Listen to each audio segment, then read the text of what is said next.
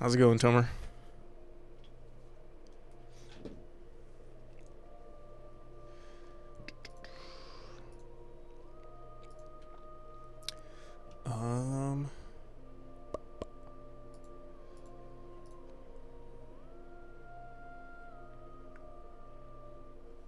You're muted. What was that? No, I was just saying hi. How's it going?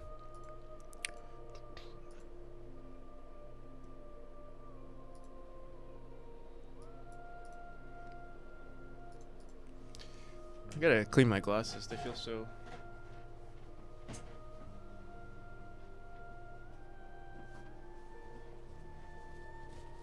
They're dirty. Today was fun. You had the 10-hour... The 10-hour day job.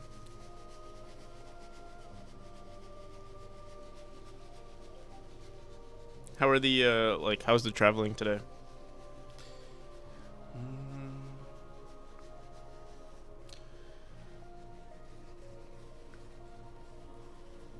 Stop sweating. Octo.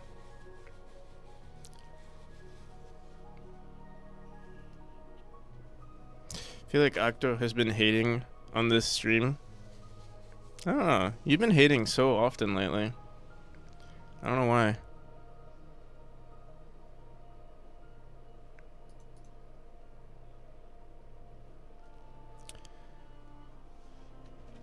Two hours, but it's 2 hours traveling and then 10 hours, so 14, literally 14 hours just to work. Or like just to go to work. 14-hour day, I mean.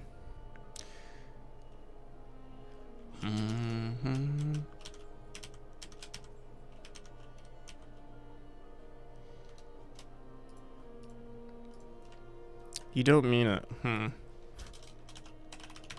that's weird.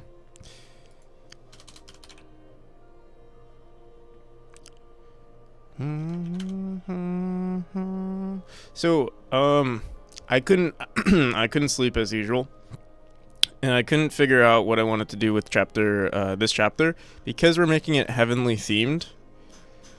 It seems like what I might do is actually make the watchtower, like this chapter that we're working on, a heavenly chapter. So chapter 5 will be, oh my god, if I can spell. Heavenly chapter.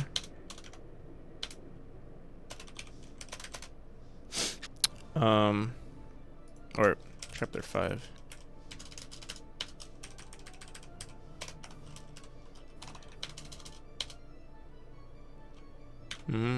Make it heavenly. The wings will seem more appropriate, which is what I like. Oh, I also never posted on...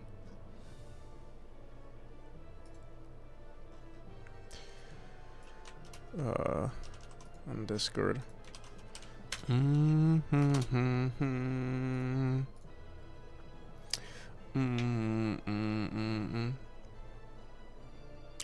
Oh, I see. Oh, it was 2 hours both ways. I see. Okay. Like, including both ways.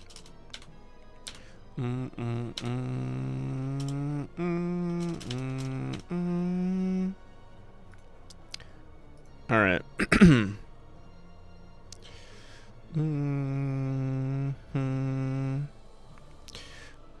Alright, and so what I was thinking was, because I really like the steampunk theme, we would still keep it, but we would keep it for another chapter. And I'm thinking maybe have a chapter 3 that includes the fins. Oh yeah, we throw it right there. So the watchtower, or I guess we should say clock tower. And I was thinking of having chapter names, and I thought of a funny chapter name. All along the clock tower.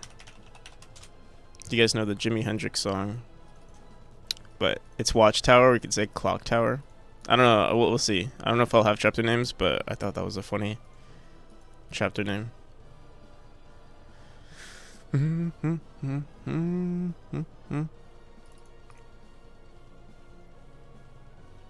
Um.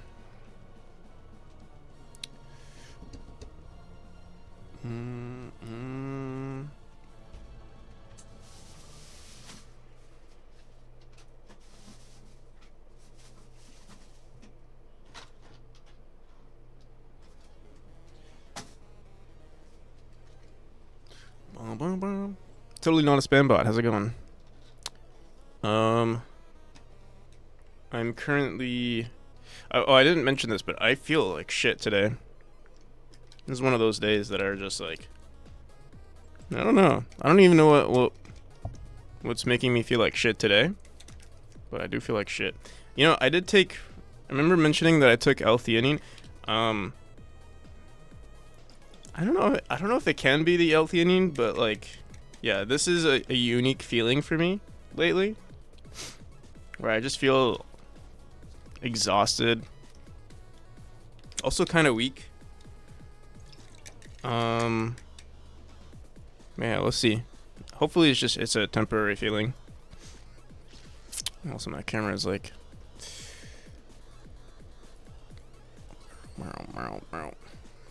Also, oh, we don't have any of my things displaying. There we go. Give me 1 second while I make my coffee.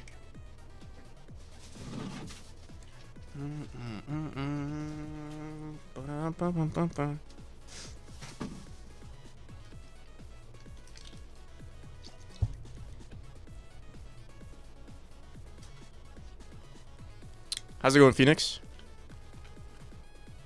But yeah, I feel like I remember mentioning this the other day. Like, regardless of like, you know, if you if you feel exhausted, definitely take a break. I guess I don't feel exhausted enough to take a break. But yeah, if you but also there's gonna be times in your game development where, like right now, like I don't feel super excited to work on the game. Maybe like subconsciously I still want to work on the game, but like my body's like, I could go with just, you know, chilling today, but I don't know. It's Monday. Might as well like push through.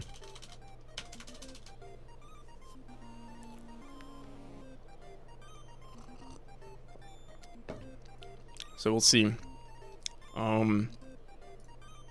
We'll just take it slow today. But yeah, like still working on your game is still fine. Is definitely fine. I do like the idea of having like turning gears everywhere as the threat, or maybe honestly, because it might look very confusing for the player. Here, let's try it out. In that world, chapter 6. Very cool. I like those. Yeah, I think they look cool on their own. I wanted to create like a bunch of variety in them. So here's what it looks. I'll put one on its own, and it wasn't white before. It was like an actual texture, like you know, these are supposed to look like spikes. Solus, you want your name in the credits? You got it. How's it going?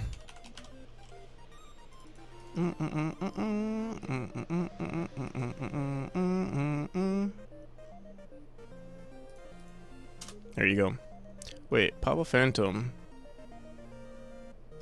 I'm pretty sure.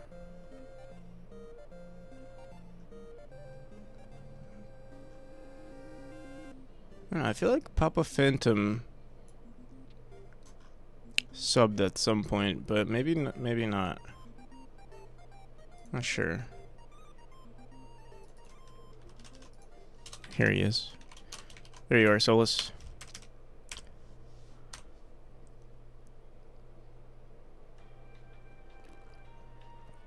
Pretty good. School started again, so pretty busy, but it's doable. Nice.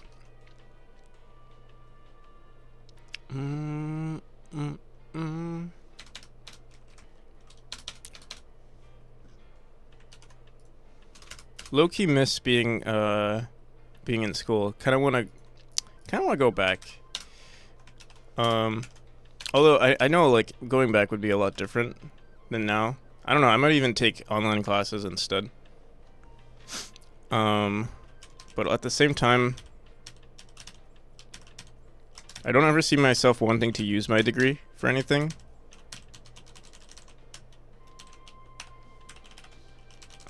So I'm not sure.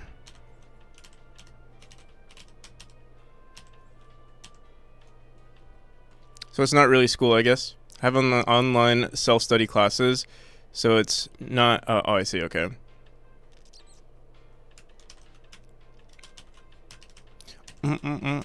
What subject do you have your degree? Me? I don't have a degree. Technically, if my school provided associate degrees, I would have an associate, but I don't have an associate's. I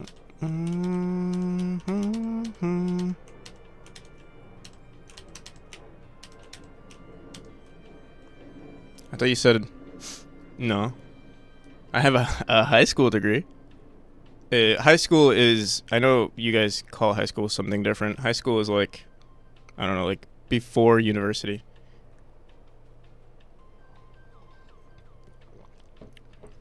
Boom, boom,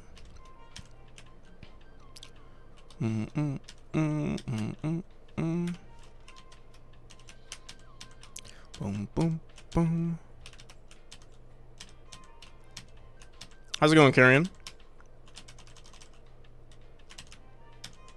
But yeah, the thing is, I really don't see myself using the degree because, I mean, everything I want to do doesn't really involve the degree.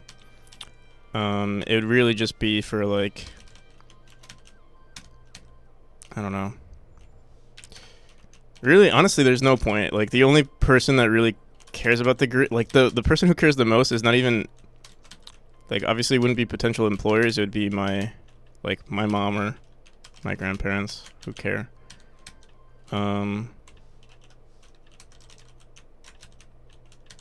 But I feel like if they see that at least if they know that this is something that I'm taking seriously, I don't think they know that I'm taking this seriously. That's the issue. Or like,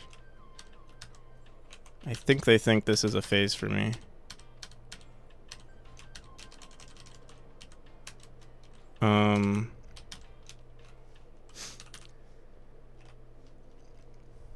We have primary, secondary, sixth form, and then college. And college is university. Or college is, like... Okay. I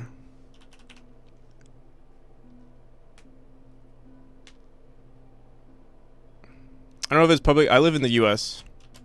The U.S. of A.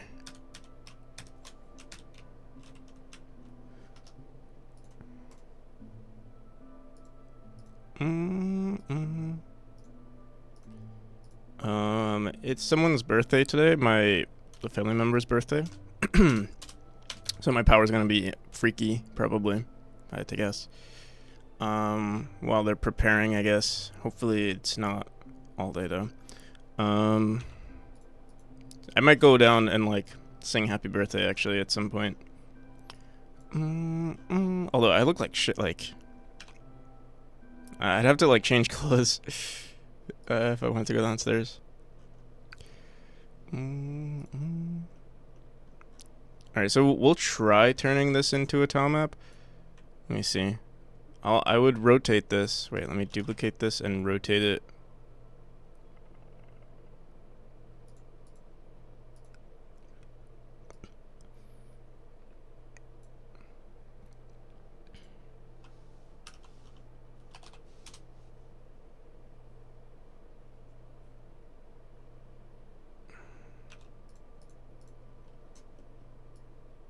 She gets pissed that Americans call him. Oh no.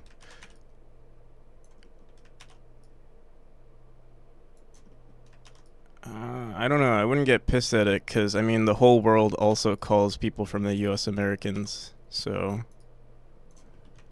it's kind of like an established thing. I know it's obviously not representative of the Americas, but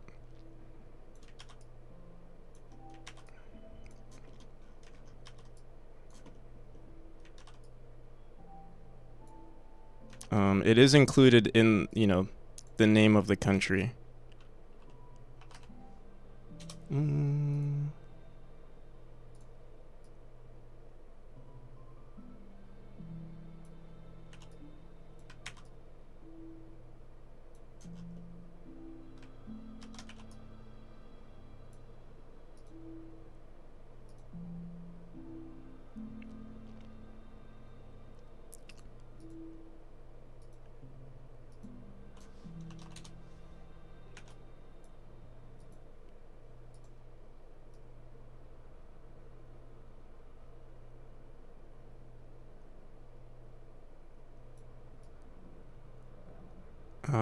Especially like the plural version. Like you're not gonna say, you know, United Statesians, United States of Americans, or you know, it's much easier just to say Americans.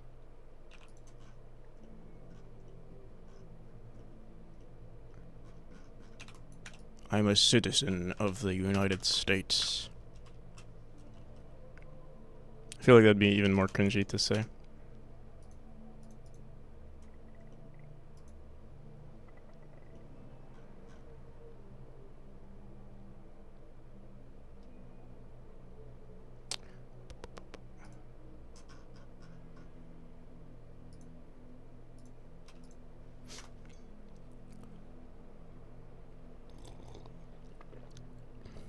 So yeah, that's what it could potentially look like. There's a lot of movement though. Here, let me turn off debug. Maybe it's too much here.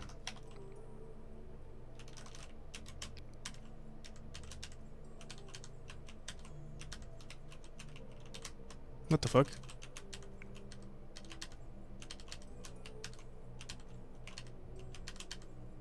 Oh, those these collisions aren't actually real, and they're fabricated, obviously. Doesn't it cost FIP to change the music? Can you play?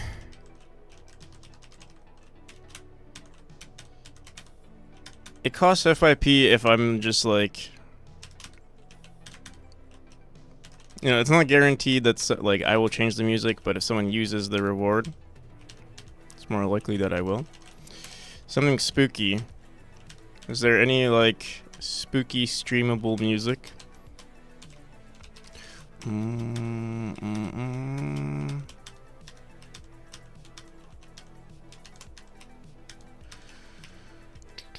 So, yeah, I'm thinking this whole chapter will be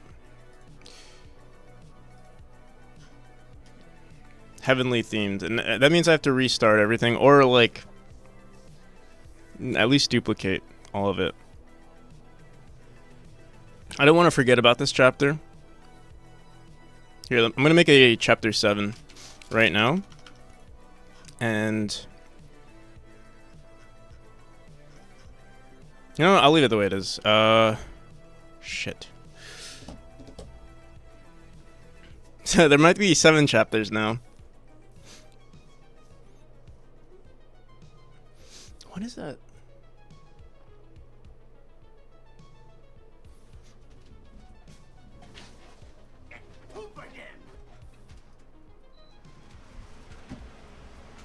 How's it going, Pogorly? Smells like perfume in my room.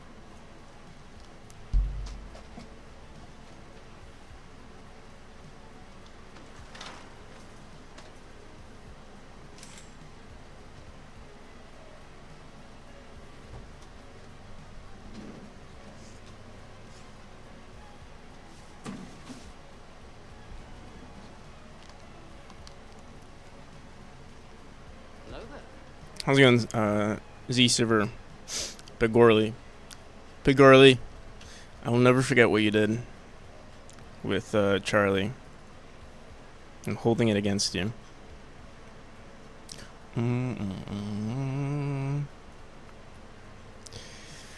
You're officially my arch nemesis.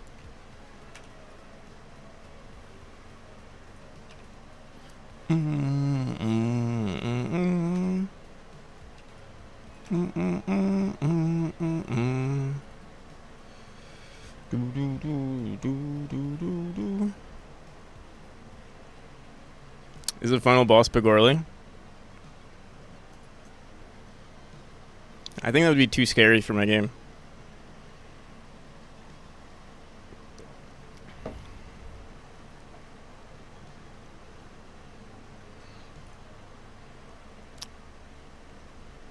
Maybe there could be a mod though. How's it going, fourth page? Boom, boom, boom, boom, boom, boom, boom.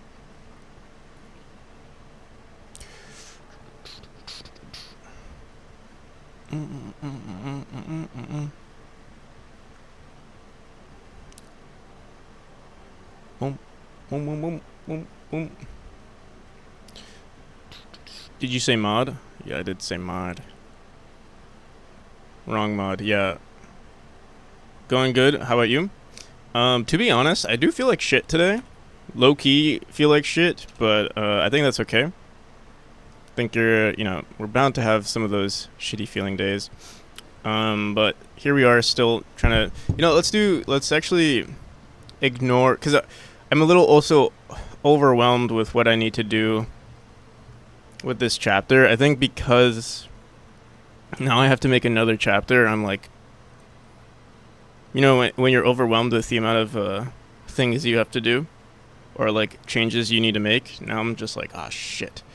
What do I do? And now it's like, I don't know where to begin, but I think what we need to do is continue with how we've been going about it every day, which is starting out with level design.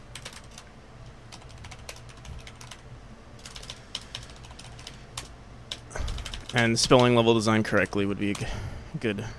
We'll do level design first, and then we'll figure out. I think I'm gonna try to figure out how to convert this chapter into like a heaven-themed or like an angelic. I want it to be somewhat dark as well, kind of like I know Neo mentioned it earlier, where like it was kind of like Diablo, heavenly themed. Or if you guys ever played Path of Exile, they have like some themes of like angels and stuff, but it's not like your typical heaven. It's kind of like, oh, it's kind of fucked up too, and I kind of like that idea. But not really. Like, I don't want to make any claims, like any religious claims either. Kind of just, it's supposed to just be its own thing. So we'll see. Angelic.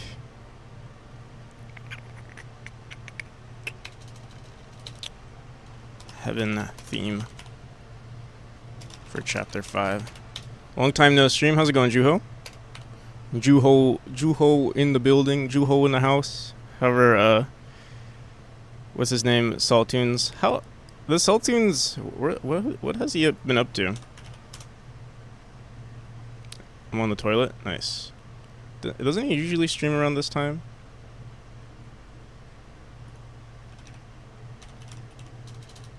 I'm curious. What has he been up to? Oh yeah, he streamed 2 hours ago. What the fuck? But then the one before that was, oh wow, it's been a hot minute since he streamed.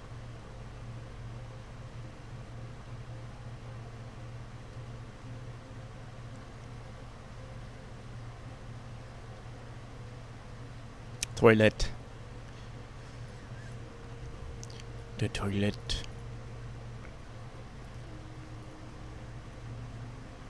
The toilet.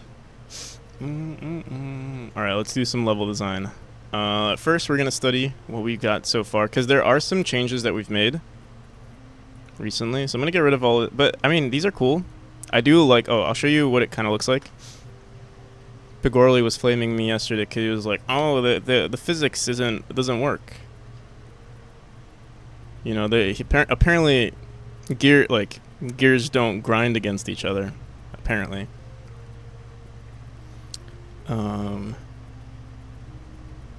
Look at them gears.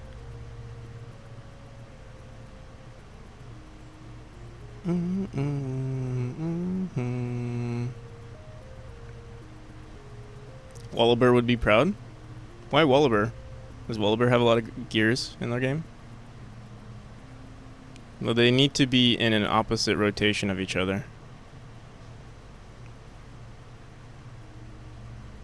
No, yeah, they were.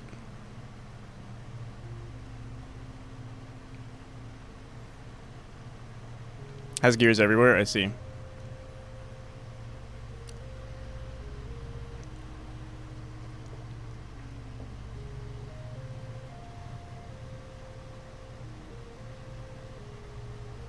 These are ghost gears, yeah, exactly.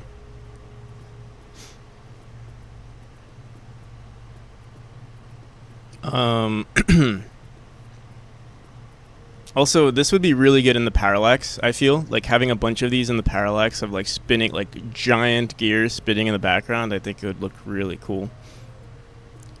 There was a software, who, I think it was Desired State, brought this, I wonder if I wishlisted it.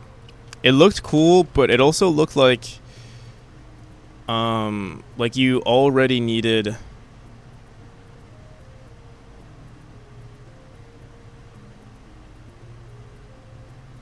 Smash Studios.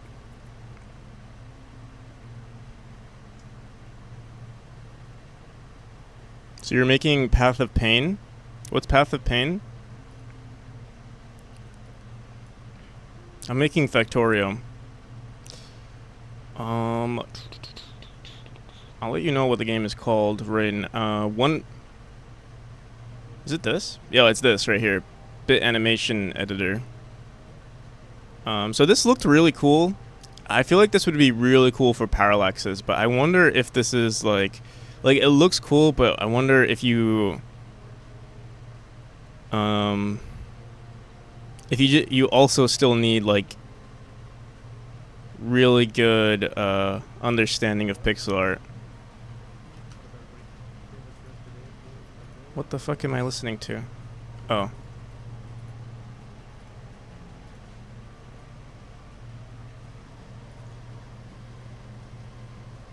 What's Path of Pain?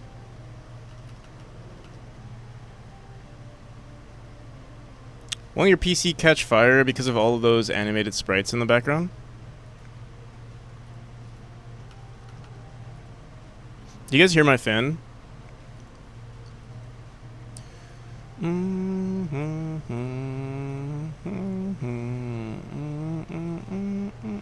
But yeah, this looks really cool, and I feel like this would be really cool for a background of the game. If you're talking about this as a background, I don't think it would be a problem, because I mean it would just be one sprite put into a parallax, or like one sprite sheet put into a parallax. It wouldn't be animated like crazy like this, or I mean like in the video you can obviously see maybe they're moving around a bunch of sprites, but it wouldn't be this intense, I don't think. But honestly, we could probably make this ourselves instead of having to pay $20 for it. I don't know. Using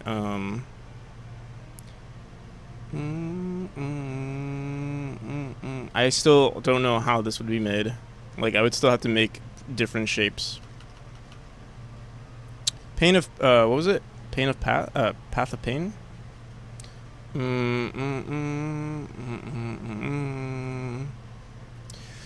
Pain of Path. How will I paint a path? Path of Pain. Hitless. This area.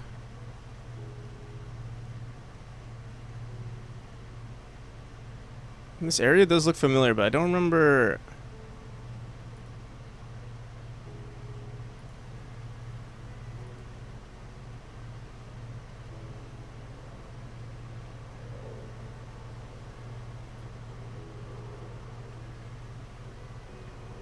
Honestly, these wings look so much better than what I have.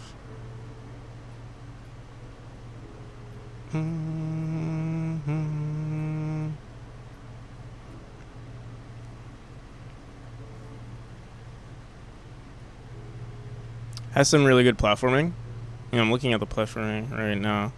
It looks... I don't know. I'm not a huge fan of this type of platforming.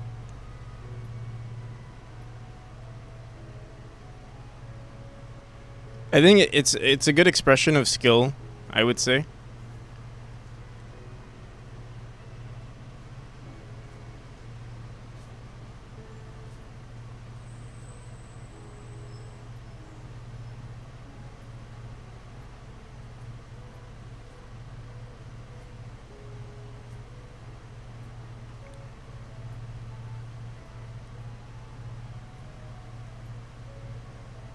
Study the frames. Yeah, that's the issue that I have with like that type. Like again, you already know my opinion of like objects that move independently of the player. It's just not my favorite. Like the fact that you have to wait here. Like not here, but like I mean, yeah, even there you kind of have to wait. I mean the loops are not that long, so it's not terrible, but still, like if you're speedrunning, it creates a kind of an inconsistency if you're like 1 second behind. You still like it? Yeah, I mean, it again, it's subjective, right? Because like it's just not. It could be just a skill issue. Like I don't like the idea of like studying extra movement. I'd rather everything be consistent. Unless it's a boss fight. Unless it's a boss fight, I think it's okay. Because then that's the moment where it's like, okay, that's when you're like studying, you know, the move sets and like, there's even a bit of randomness to it as well. Yeah, how's it going, Alex? Study the frames. Oh, I thought you were saying study the frames of like the of like, you know, traversing a level.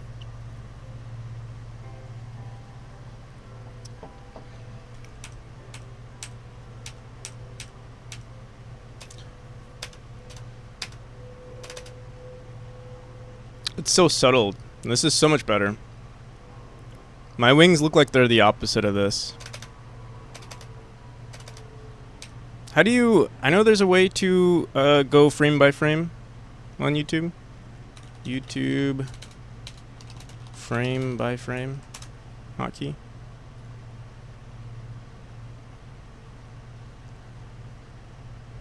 The first comma nudges you back a frame.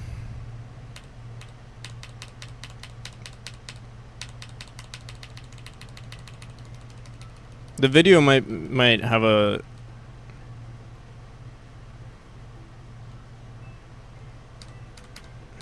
So they do this... Oh, wow. Period and comma. They do this like... Also, the player looks like they have wings as well. And then this is sort of like a more physical object. Looks so much better. And the final frame has to have the wings downwards. I feel like my final frame is like this. So it looks odd. So I need one more frame of like this happening. Honestly, I think we could get it done. There's also a glow at the final point, which kind of looks pretty... Oh, wait, it's not even done. Honestly, I mean, we could technically leave the animation at this point.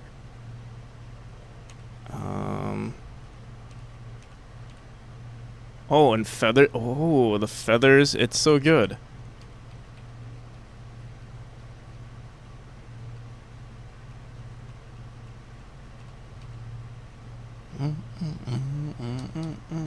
Here, wait, I'm gonna record this for future reference.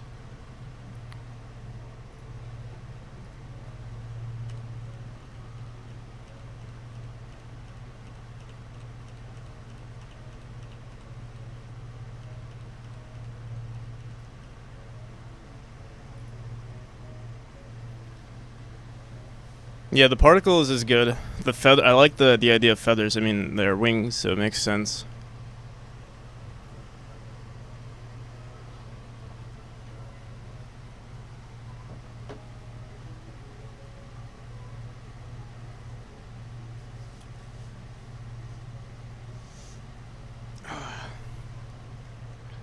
Boom, boom, boom, boom, boom. You should add some sparkle particles when they disappear again. Yeah.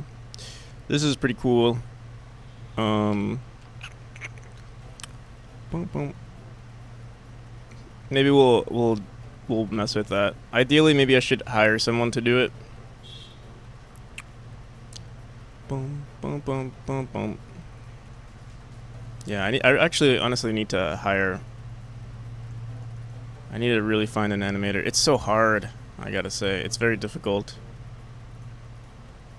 Um, but like, the issue is that I feel like you have to spend money to like just find someone to like to test out stuff, and then you have to like commit to that person.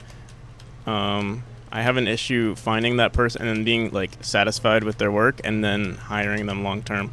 But if I could find someone who like I'm just like the same way I have like the guy who works on my trailer.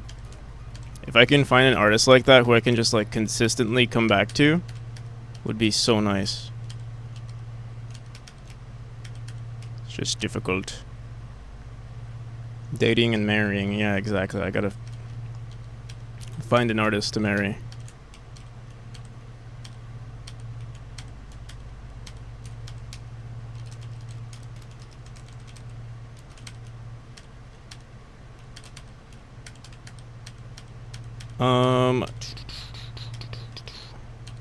But in the meantime, let's do some level design. First comes the small talk. Yeah.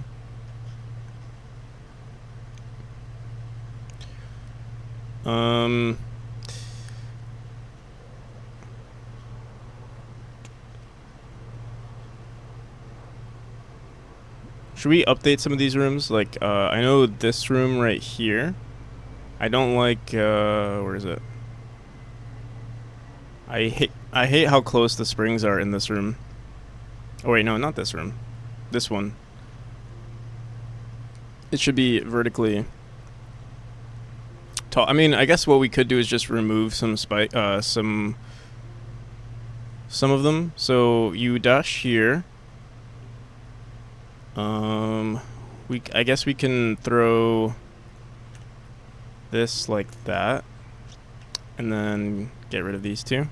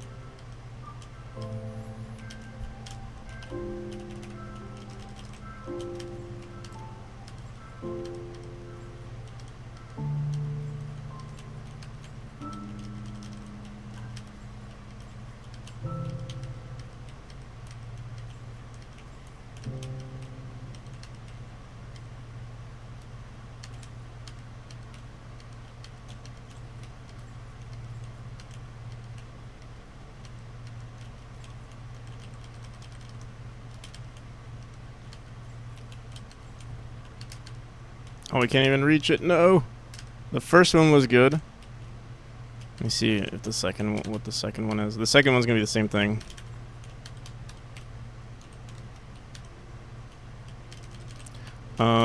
Wait.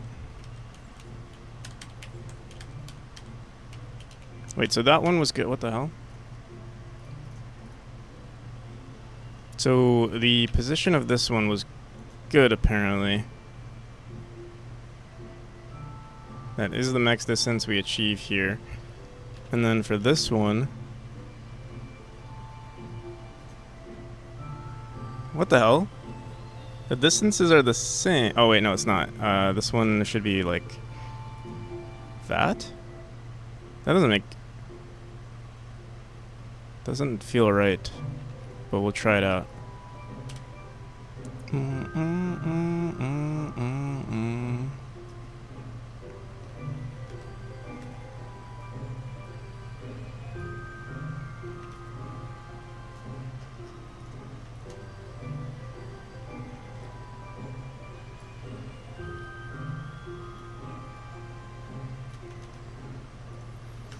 Yeah, it's so weird. My whole room smells like perfume. I don't know why. Or maybe I'm having like a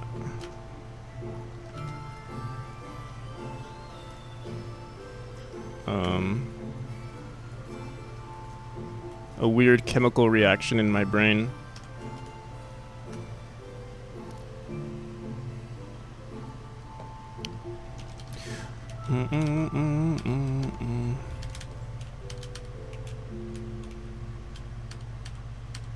Alright, that's slightly better.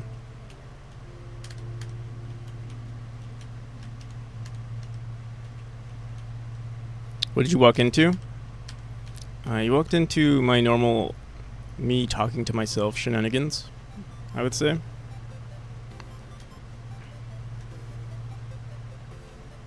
Bum, bum, bum.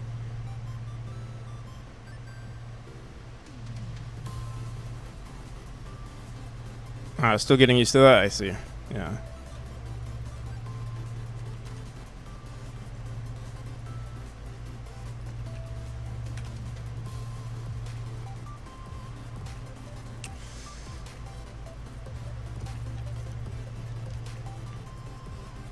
Bum, bum, bum, bum, bum, bum, bum, bum.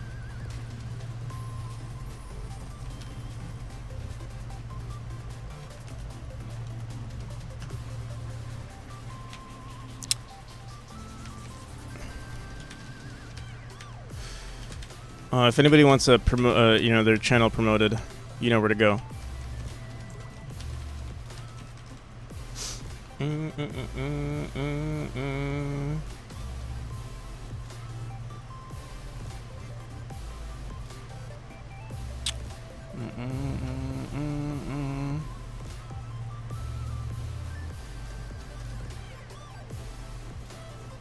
Was that sound yours or mine? What was the sound?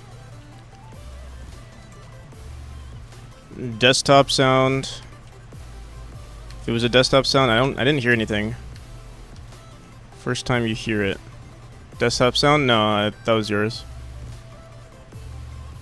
I think. I didn't hear anything.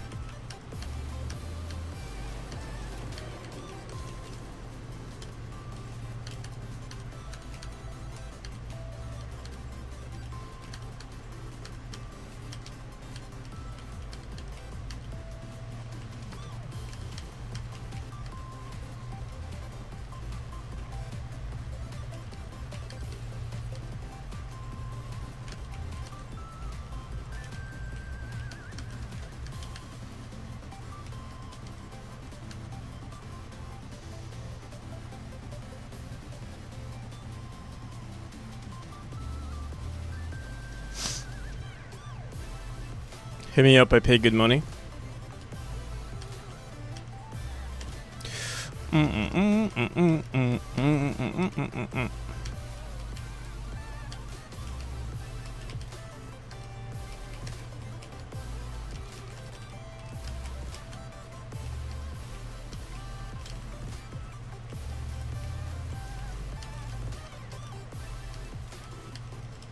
Alright, I think the rest of these rooms were good.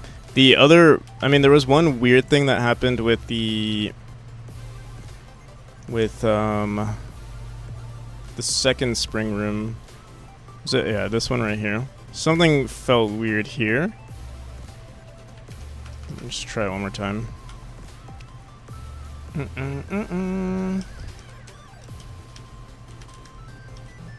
Yeah, I don't like that we kind of just dash into it right away. Want to stretch it out a bit.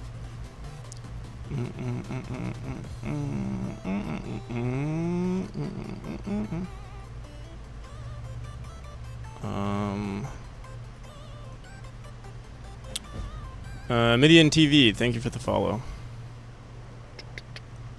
Where the hell? Right here.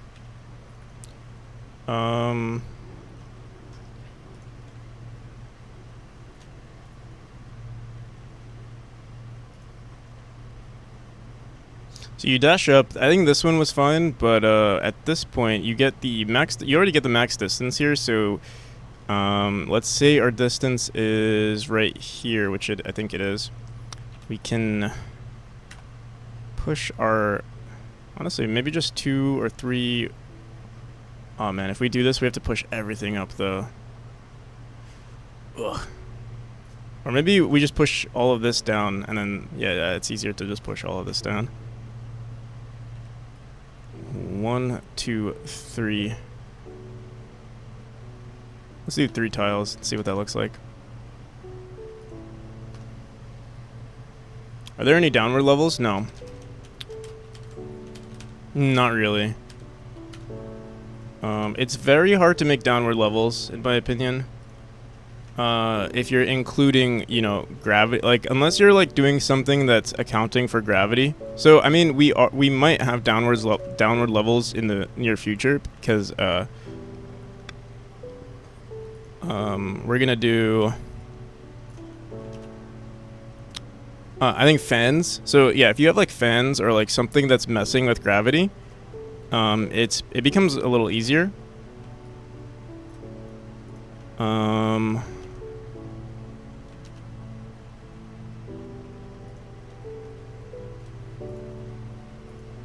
So like with like if you have a downwards room, maybe fans are pushing you upwards, so it becomes like it's opposite of gravity, and you can work with that.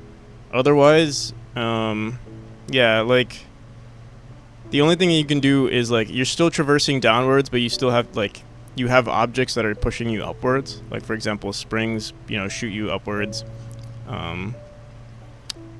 So yeah, I was thinking though of creating a new type of spring that didn't shoot you, because our springs kind of like shoot you to the left and up if they're rotated horizontally. I was thinking of maybe adding springs that shoot you directly to the left, or like, you know, directly in one direction, kind of like a cannon.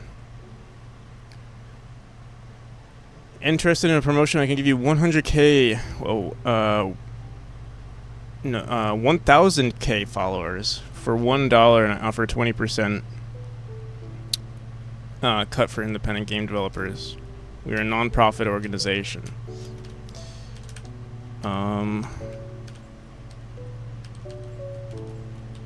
let's do it.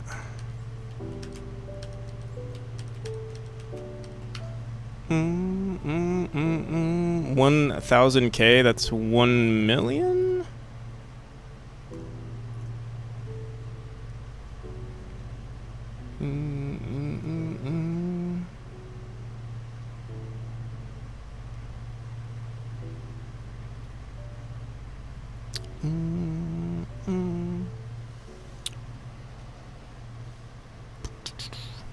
$1,000k, 1,000 thousands, 1,000 thousands, just an extra.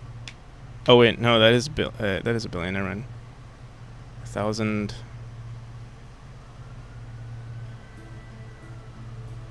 I don't know what math is. No, because 100k is 100,000, and 1,000k would. I think it's a million. Unless I could be slow. It could be very slow today. My brain. My brain isn't functional today. That's why we're doing level design. Not that they're. Honestly, level design can be intricate, but obviously it isn't as it's definitely not as intense as like actual programming. You know, you really have to use your brain cells. Outer Wilds soundtrack. You know what maybe it's the coffee that I'm smelling. I put creamer in it, and the creamer has like, I mean, it's like one of those flavored creamers. Maybe that's what I keep smelling. I'm like, what's that smell? What's that smell? It's just the coffee, or it's the creamer. I smelled it yesterday, and alright, so that, yeah, that is better. Wait, let me go back into the menu. Start.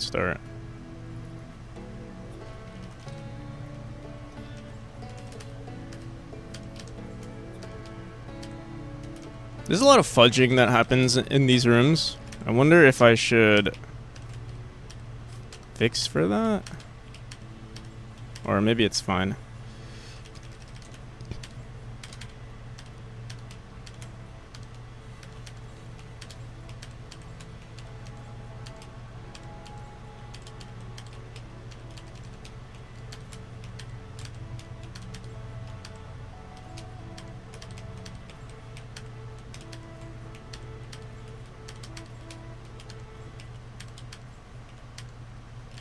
I wonder if I should also make.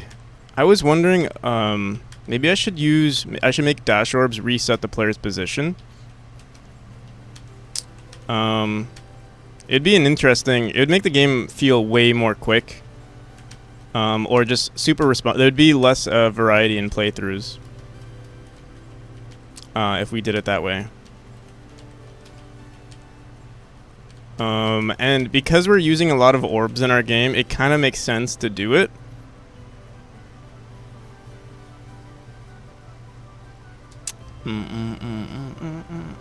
Like, every interaction in our game resets the player's position. The only one that doesn't do it is the dash orb. I'm trying to I'm thinking of all the mechanics in our game. And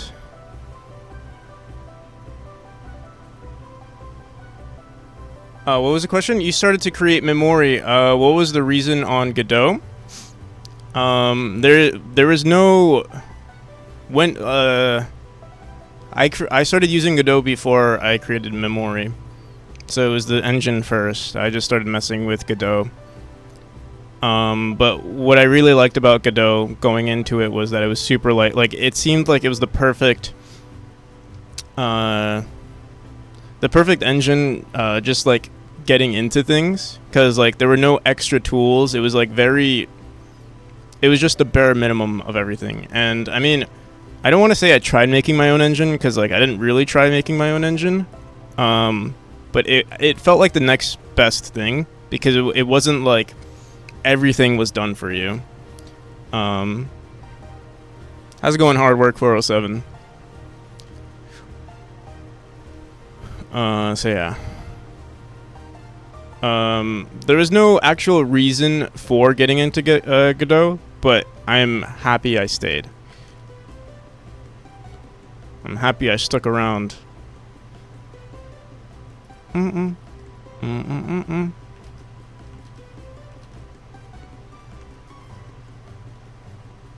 But I'm sure I could have said the same thing for like if I was in Unity or like Unreal.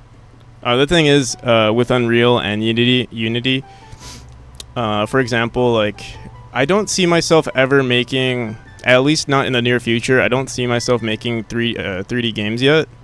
There's just so much to do in 2D. That like I don't see a point. Like, also obviously the work scales up with 3D. And because I make everything myself, like I'm a solo dev right now, projects become way more manageable as a solo dev, and Godot is, basically optimized for 2D development, so it's like it's the perfect match for me. But that doesn't mean, like, if I were to start doing 3D, I still see myself sticking to Godot. Unless I like, the thing is, like, scoping up, like having a large scoped game isn't in my I don't know. I don't see myself doing it.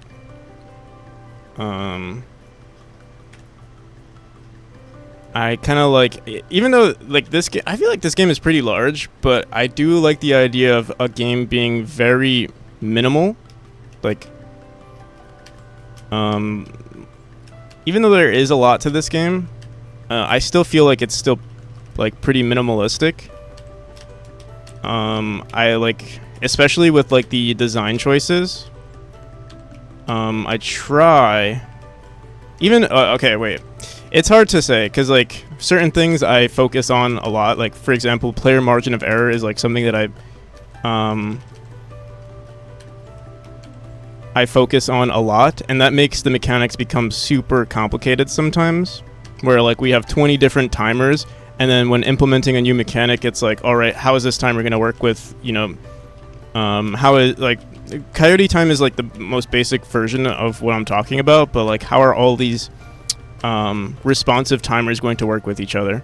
And the more mechanics you start including, the more of like, the more you're adding to the can of worms. and so it keeps significantly getting bigger. But I still try to keep it well managed.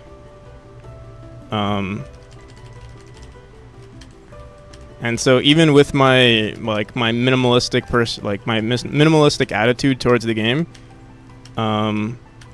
it gets complicated in its own way. And if I didn't have that minimalistic attitude and I still tried to keep the same thing, the game would just be, there would be so many mechanics or so many features in the game that just didn't work with each other. And it would be, okay, there would be way more features, but it would just be bad, in my opinion. And you see this in a lot of games sometimes, where like there's a feature creep, and everything is just unpolished. Doesn't feel responsive. Kind of feels gimmicky sometimes, where it's like, oh, like why does that do that? Like, yeah, it's just weird. Disjointed. Yeah, we can say that. Memory to 4. And just go, nah. Yeah, basically.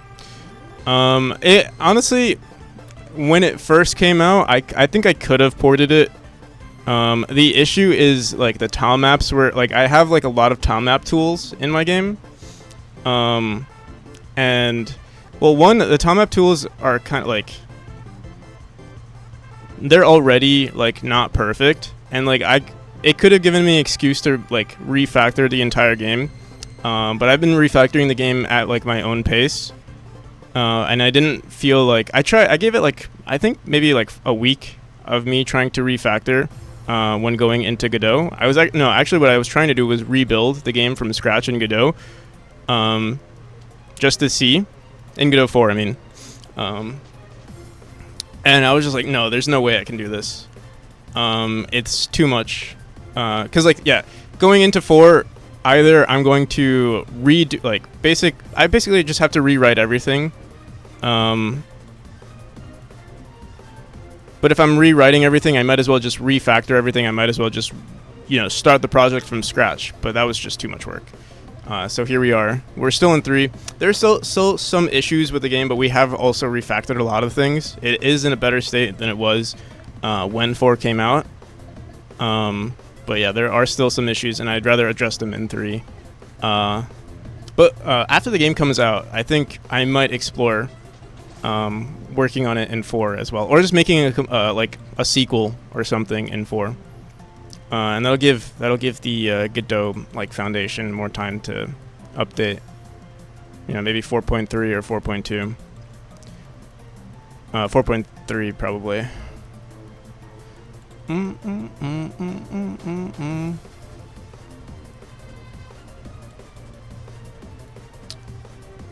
Actually, low-key want to try this. It's a big change though. The dash orbs to reset the player's position.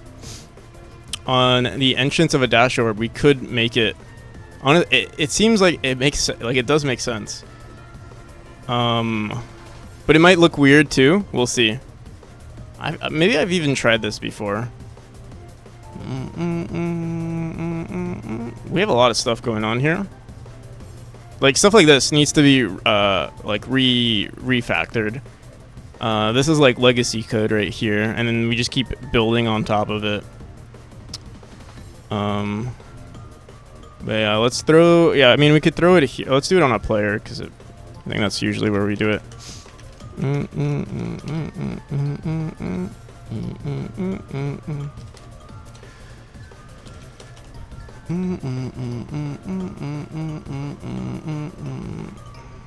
Stuff like this also needs to be updated.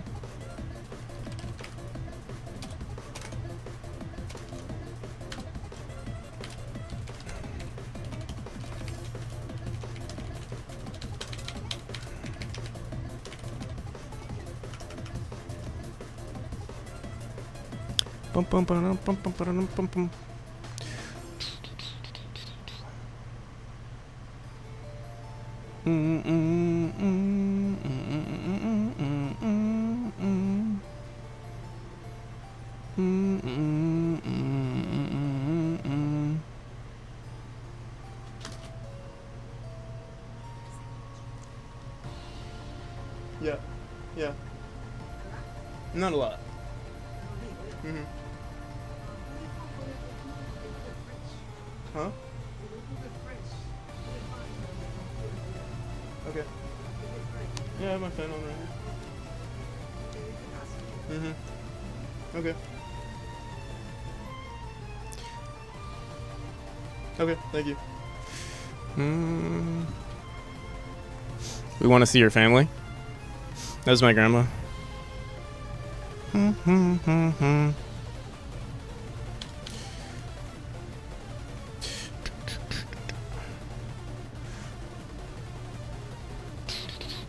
What was she cooking? A lot of food, actually.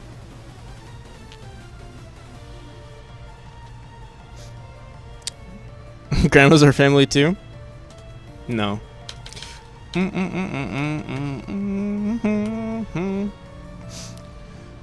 She was making so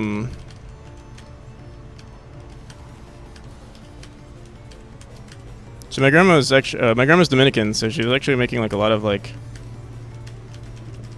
you know, Spanish food, or not Spanish food, but I guess Dominican food, Latin American, Caribbean type food.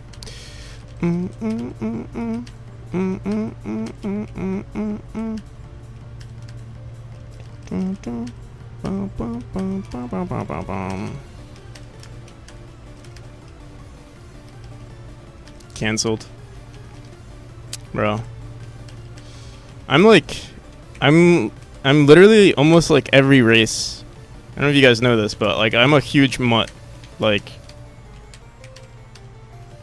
I mean, one, my grandmother's Dominican, and like the Dominican Republic was like a victim of like so much shit. So like, you know, a bunch of crimes against humanity. So like there's going to be a huge mix of races just from the Dominican Republic alone, and then my mother's Russian and my grandfather is Chinese. So I have a bunch of not that it's impossible for me to not get canceled, but at least when it comes to cultural and race, it can be very difficult.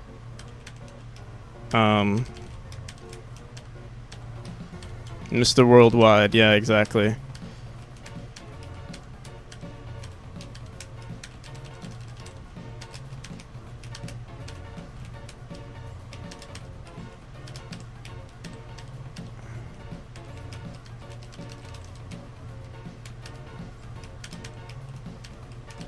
Even when it comes to religions too, like, I mean, my mother's no one's really religious in my family, but like my mother's Jewish, my grandmother I would say is Catholic, my grandfather is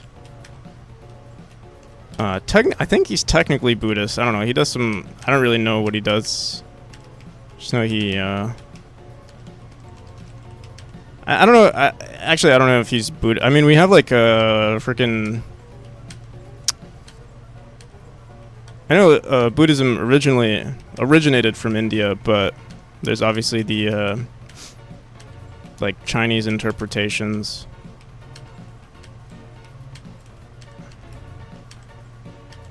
And we have the Chinese interpretations. At least we have Buddha, you know, the fat dude in our house.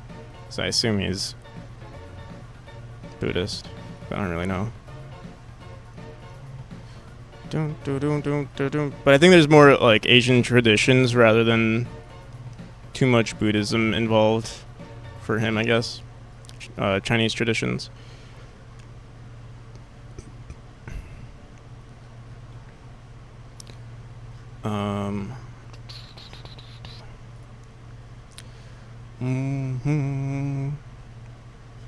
So yeah, you can try to cancel me. It'll be impossible.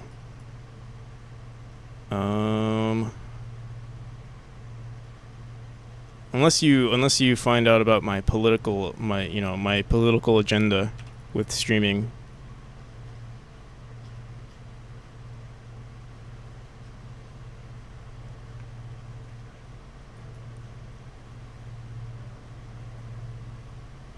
and sexual orientation and gender.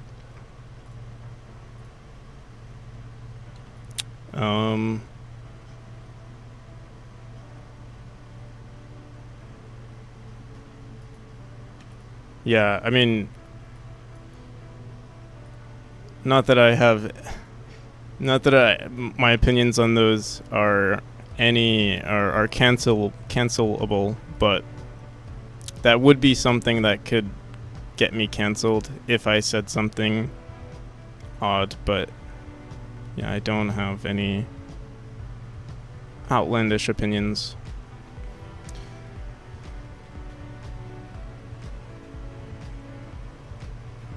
We meet each other back then in Hustlers University. I can cancel you. Oh, true.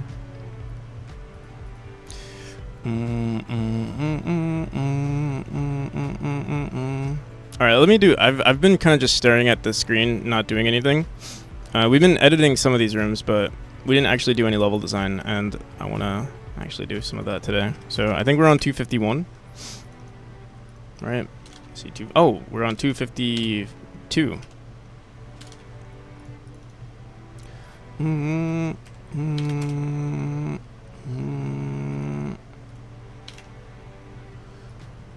boom, boom, boom.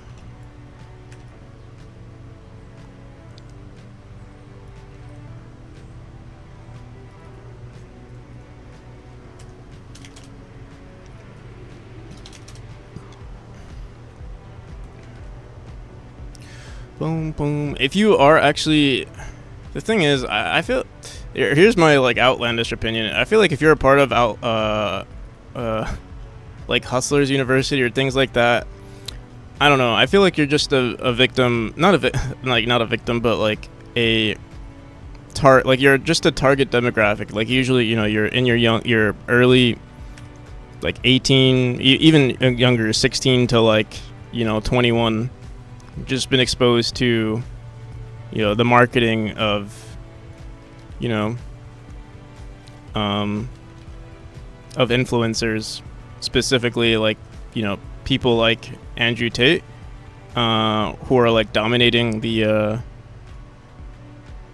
the interwebs, and I feel like that's not, I don't know, like to say someone is like, I personally, maybe I'm naive, but I don't personally think anyone is ever trying to be a bad person.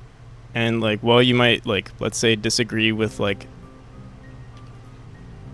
you might have opinions that like, the internet is so polarizing. So like, eventually, like if you're exposed to one influencer or one group of like thinking, it's very easy to just quickly pick a side and then start growing your opinions on like the opposite end. It's always this like us versus them, and then like you're just basically, I don't want to say victim because it's like that's not really what's like it's not like you're suffering, but yeah, you've become easily influenced by the internet.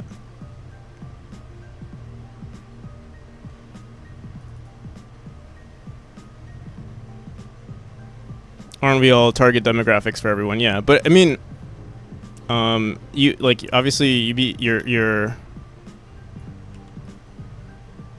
at an early age. It's very easy to you're very moldable, right? Your brain is still developing, so it's easy to like, and like if you have certain friends or you grow up in a certain area, obviously you're going to follow the same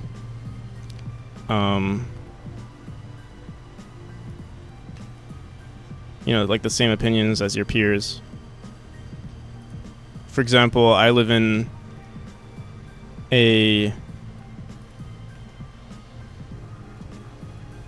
like a blue state, so we're very, left wing. And I would probably say that I have more left wing opinions than, right wing opinions. I mean, it's good to like explore both, but yeah.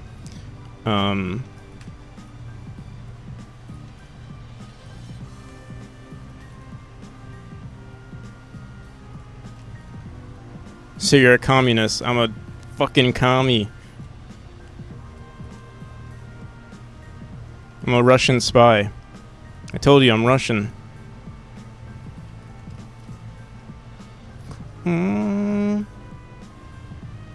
In Spain, blue is conservative. Red is communist. Yeah, and I mean, yeah, red. I mean, I don't think we're technically considered conservative. It's just right wing and left wing, and right wing is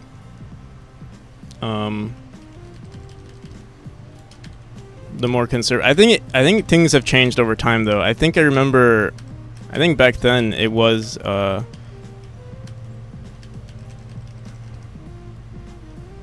right wing was a little bit more like I don't know. So I want to say left wing is left wing. Right wing is right wing. And in the middle is Memori. How's it going, Space Cowboy? Space Cowboy. Till next time, Space Cowboy. Boom, boom, boom, boom, boom, boom, boom. Next episode. Space Race.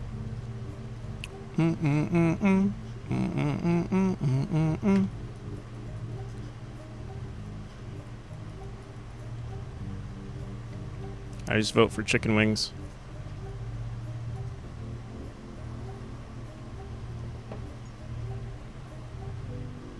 Boom, boom, boom, boom, boom. Yeah, blue is usually right, left wing, or like, you know, liberal, socialist, stuff like that. And red, left wing is right wing is red. Republican. I mean, Democrat. Blue's Democrat. I mean, that's what I meant to say.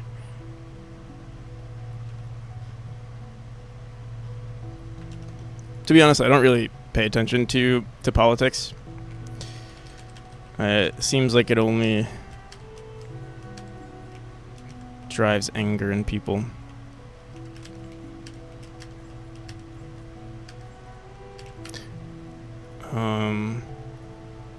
I think I was into it a little bit when I was younger, like, you know, early 20s is when I think I was the most into it. Actually, you know, I think I was most into it when COVID happened, because I feel like there's just nothing else to do. So we're just like, oh, you know, freaking watch the media. I think that was when I was most into politics. And I think that's also when, like, politics got, you know, super heated. We have nothing better to do. We want to point fingers. Oh, wait. We wanted to test the whole resetting of position, which we did now. We have going on now. The issue, though, is that we're not I remember actually trying out this mechanic, and it doesn't really... It, like, ruins the flow of certain gameplay mechanics. So, like, see, I mean, we are resetting the position, but, like, we would basically have to force the player back into the neutral state mid dash, or, like, if they hit it, or, like, not even you know how we reset the player's position on this? Technically, their position is reset and they're held for 0.1 seconds. Actually, in this one, it's technically 0.2 seconds. But you can dash out faster if you wanted to. You see?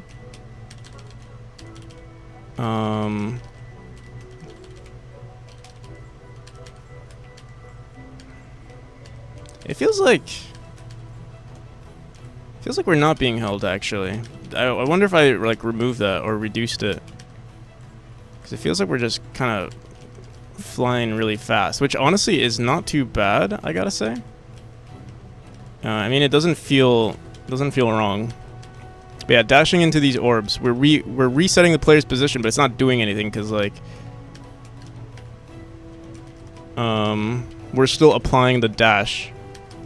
So we'd want it to reset the player's position. But then what happens if you just what if you just walk into it? What happens then?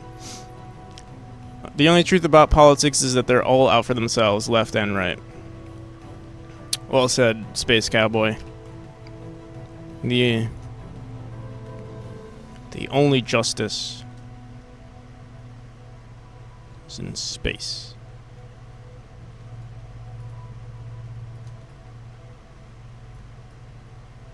I don't know, I'm just bullshitting. As the old saying goes, power corrupts. Yeah, I hope not. Like, I don't know. Like, I plan on doing this for a long time, and so I would assume, you know, like, I'm not gonna be in this boat forever where, like, you know, I'm only a solo dev, and I hope as, like, if there is an increase in power in, like, what I'm doing, I don't, like, lose myself. In the sense where, like, you know, let's say... Also, obviously, that's ambitious to say, like, oh, is it even gonna go well? But, like, let's say it does. I would hope, in the best case scenario, I still wouldn't lose myself. I think if you're aware of it, it's better. I think, I don't know, like, a lot of people in government, well, one, I don't know, if you're in the government also, like, if you work in a government job, you know, sometimes, I don't want to make any claims, but, like, you know, maybe you've never even, you know, how do I say it? Maybe you've never even, like, smoked a joint or something, you know what I mean? Like, you've never actually done anything that's, not that you have to smoke, you know, that, I don't think that's a good example, but, like, it's like, sometimes you have to find yourself, and I feel like, especially government jobs are very, like, to the book, and it's like, you know, you're literally an NPC at that point.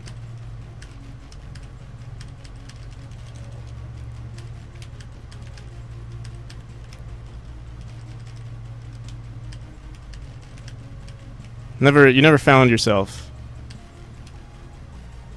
Find myself in a joint, yeah, exactly. No, don't do that. I don't want to advocate for any usage of drugs. But, like, what I mean is, like,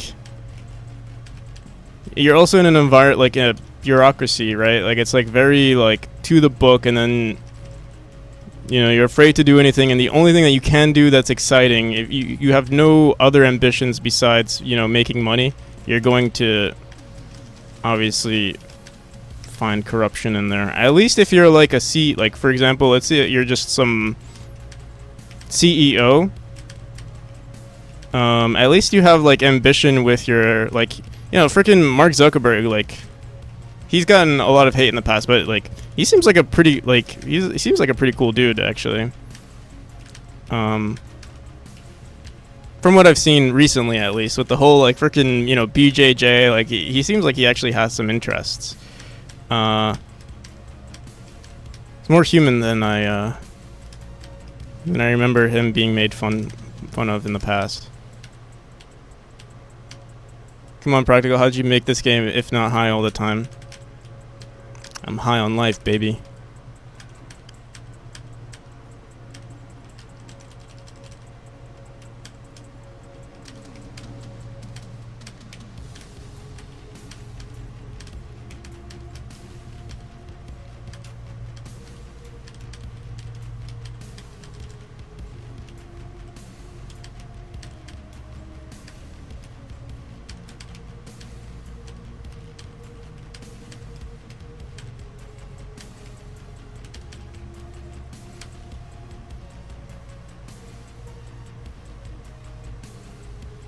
Just don't take money from publishers that give you a deadline that is unrealistic. I think most game publishers are the problem, not the devs. That is true. But I think the issue with well, I don't think that's the issue with, like, unrealistic deadlines, because I give myself unrealistic deadlines all the time. It definitely drives me for sure. But yeah, I mean, with money involved and everything, there's gonna be this, like,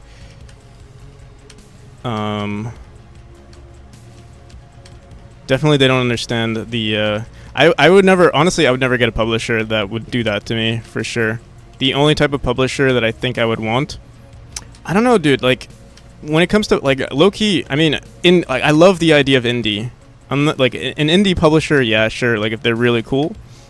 But I love the idea of like, fuck, the publishers, the labels. Like, I just want to do my own thing, and like I hope it works. Like, yeah, you're not going to be making nearly as much, but as an individual, if you're making 100% of the profits, then maybe it's not that big of a deal. And maybe you can get a public, like, honestly, in a perfect world, if I have the money to make the game, like, in the best way possible, and all I need is a publisher for like the marketing aspect, for them to do the dirty deeds, I think that's okay.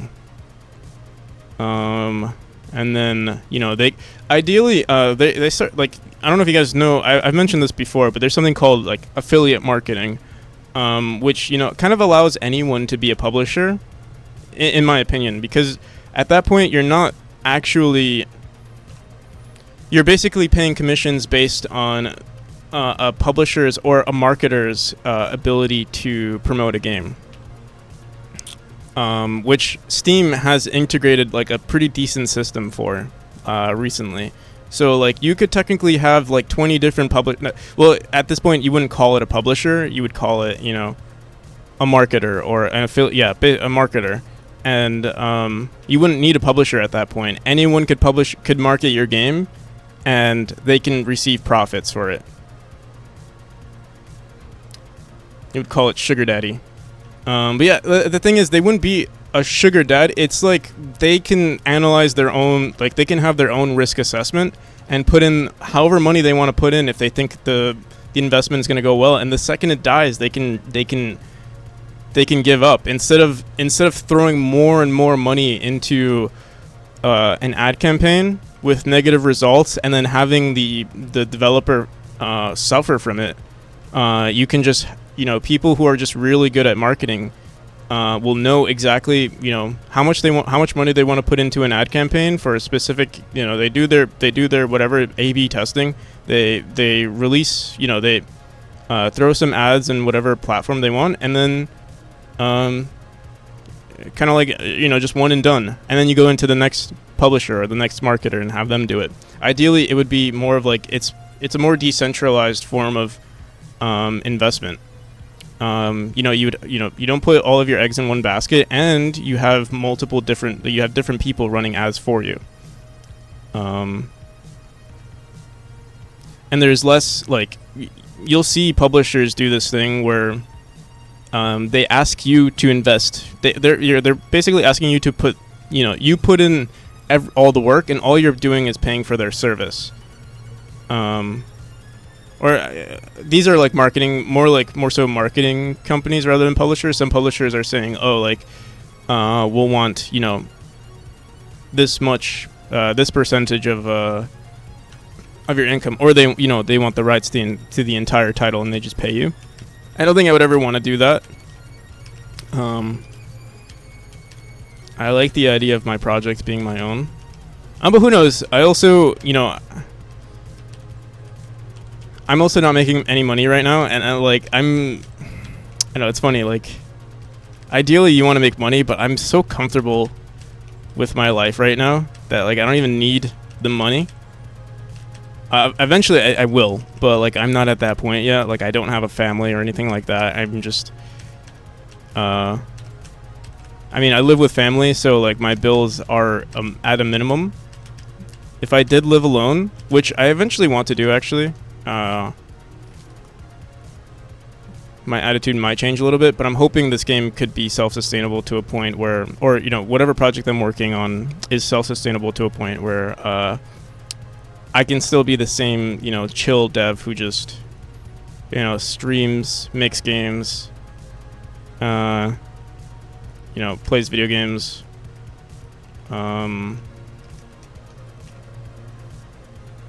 stuff like that. Does this alternate thing on Steam give you money up front like a publisher would? Alternate thing on Steam.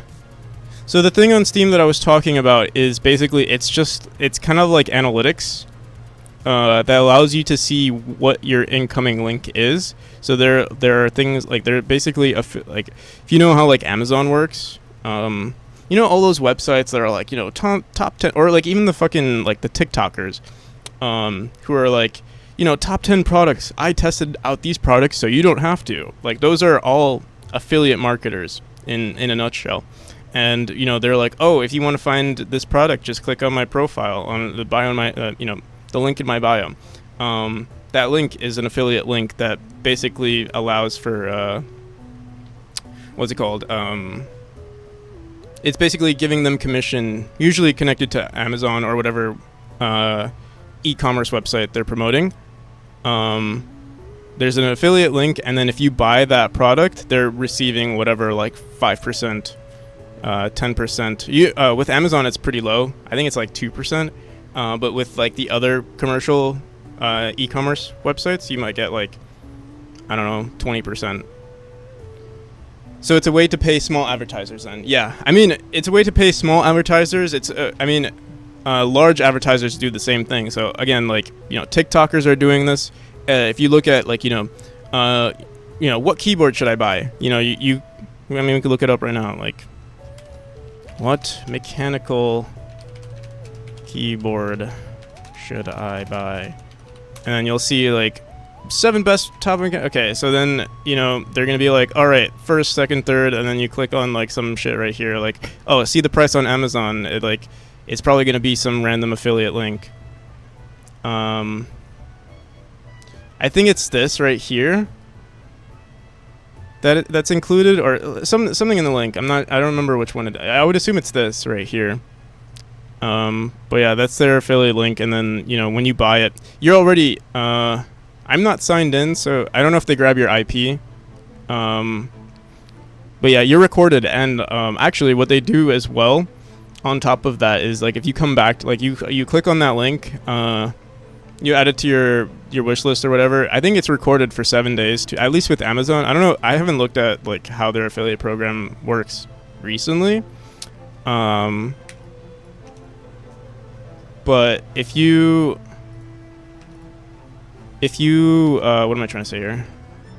Let's say you come back like a week later and you buy a different product altogether, you technically get some commission there as well. That's how it worked in the past. I don't know how it works now. But yeah, I mean, Amazon is so big that they don't really care for their affiliates anymore. It used to be very popular, like I would say like the early, maybe from like 2010 to like 2018 or something. It was very popular, but like because Amazon is so huge, they don't really care anymore. But you can still do it with like smaller products. And I mean, now you can do it with game dev. I don't know if anyone is like maximizing on that business, because it's very niche, right? It's like gaming, market affiliating, like they're all already established companies that probably, because it's also very predatory. The like marketing business, it's always like they don't really care about the results.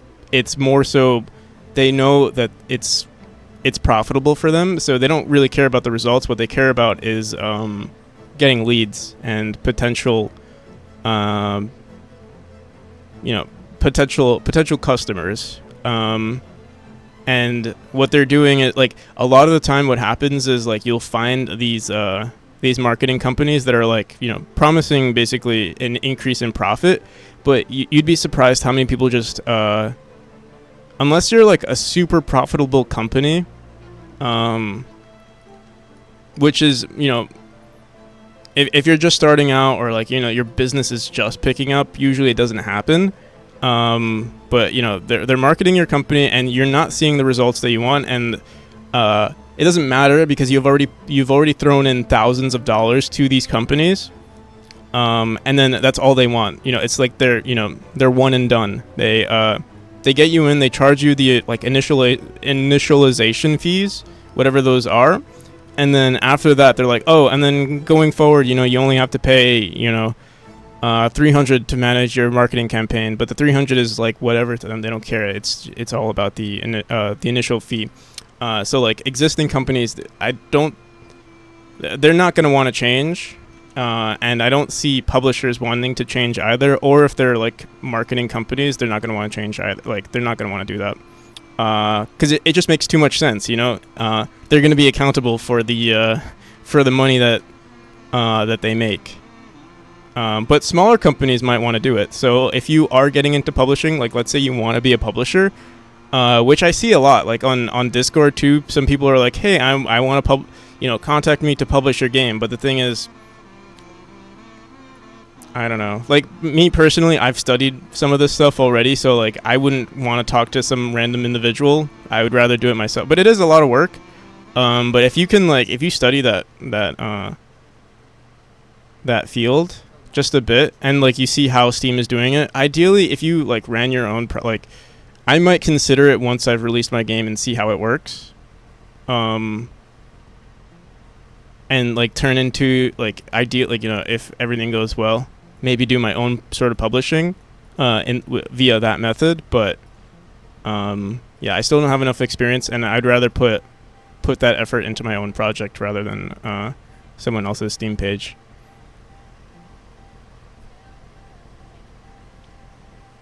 But yeah, it is the current standard, right now at least, for publishers to be like, it's basically like, bro, trust me, bro, give me this money and I'll throw it into your ad campaign. You can, unless the thing is, you can do it, honestly, technically you can do it yourself. It is a lot of work, but if you're already let's say you're throwing thousands of dollars into it, it might make sense to just do it yourself. Or like, if you know what you're doing, like if you know how to, like all they're doing is like A/B testing, and then, I mean, it's easy. It's easier said than done. But yeah, they're just doing a bunch of A/B testing, and if it's not their money, it's obviously easy for them to just throw money at it and be like, "Oh, this doesn't work," And they might not care as much as you. Where if you're doing your A/B testing, you might be a little bit. The thing is, what is nice is that they're not if they're not conservative, the data that they get is a lot more. Like you might be a little bit more frugal with it. You'd be like, oh, let me just put in $100 and see what happens. But like if they're throwing in $1,000, or $2,000 into their A/B testing, obviously they're gonna get way more results and they'll find it quicker. But it's at a greater expense to you. If you can do it yourself and you know where to look, there's also subreddits for this stuff also. So I don't know how it is with game dev. It's a niche within a niche, so it's like game dev and game dev marketing versus just marketing. But I mean, if that's what you're into, like if you are into marketing and you want to find, it's difficult to say also because game dev is so niche, and it's also like it has the least amount of return on investment, least return on for the amount of work that you're putting into it. I put 3 years into this project and I haven't seen any profit yet, but I'm still the thing is I enjoy it way more, and if it works, it works well. And you also you're obviously getting lucky by if your game succeeds, you're getting lucky. But you can obviously do things that are smart with your campaigns and with your game. Marketing it well. I've heard this from a few people, like for example, if you're working on your game, some people do YouTube channels, devlogs and stuff, even I do them as well. My greatest form of marketing at the moment is obviously I don't treat it like marketing, but streaming is technically marketing. It's I'm putting work into I don't want to say it's marketing, but I'd be lying if I said this doesn't help my stream at all, because that'd be false. But I don't even know where I'm going with this. What's your opinion on getting a subscription model?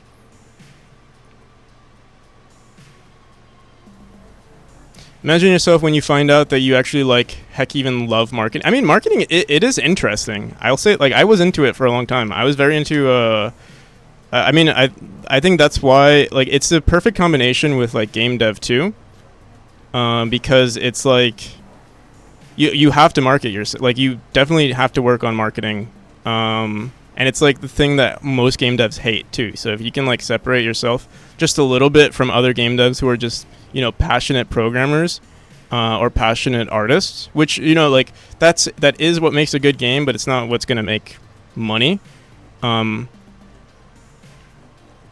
Yeah. And so with the subscription model, Oh, Godot getting a subscription model. I mean, that's impossible.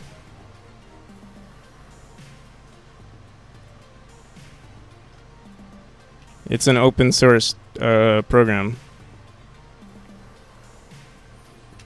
If someone made, created their own software from it, like what's it called, like RPG in a box or something, and they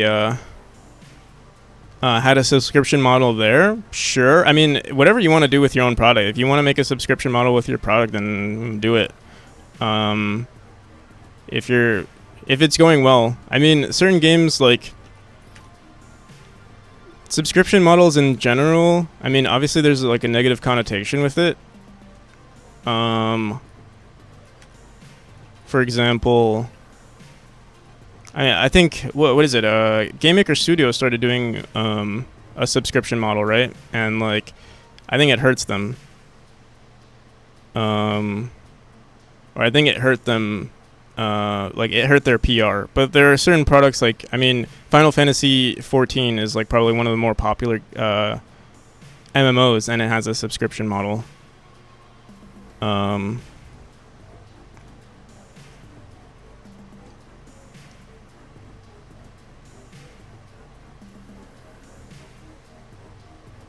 Godot is opening an asset store. I hope they take a percentage like Unity does and roll that back into development.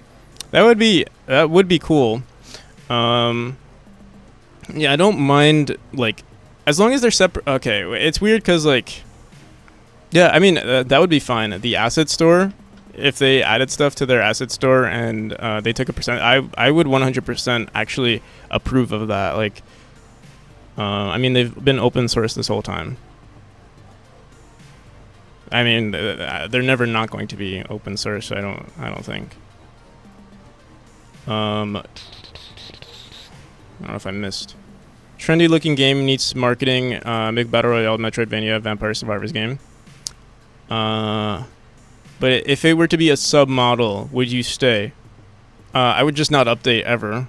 If there was a subscription model, like, there was a subscription model, like for like. Okay, for example, if we lived in a different reality where somehow Godot wasn't open source and it was just its own, like it was a private, what is it called? Just a private entity, and they had some sort of. It really depends on their model.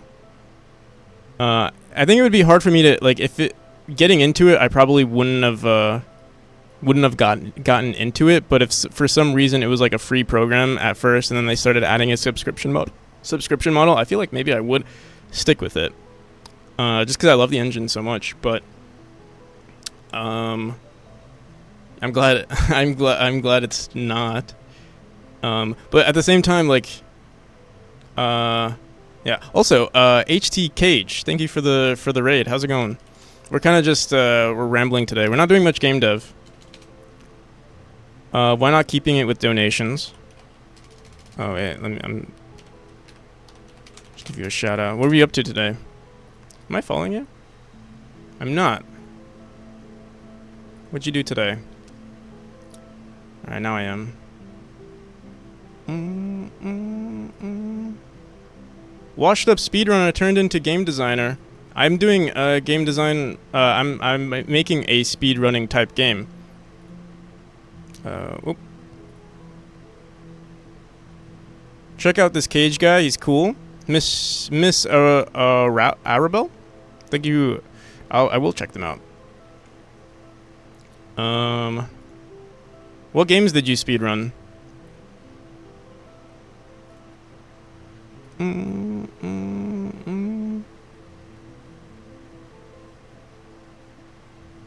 Glad you finally got to raid. I greatly appreciate it. Glad I found. Wait, I feel like I've seen you. Maybe not.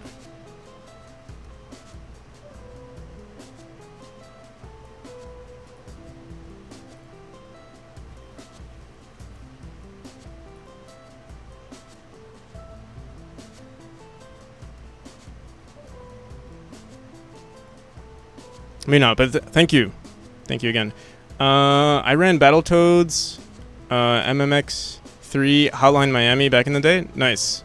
I've heard of Battletoads and what's MMX3? Hotline Miami though is a pretty. Hotline Miami was actually the first type of game I wanted to work on when first or like a Hotline Miami type game. That announcer guy looks great.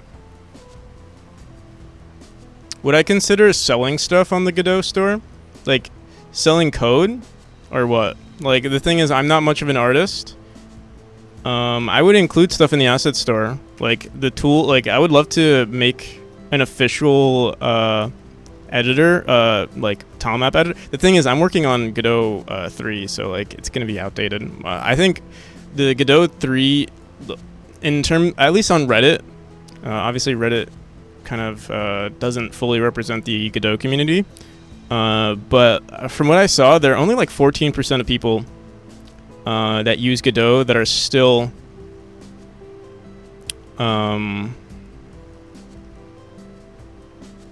using 3. Can you sell code on the asset? I don't know. Well, you mean the asset library or the like? Do they even have a Godot store? Is there a Godot store? There's a what is this? GodotAssetStore.org. Is this actually like I've never even heard of this.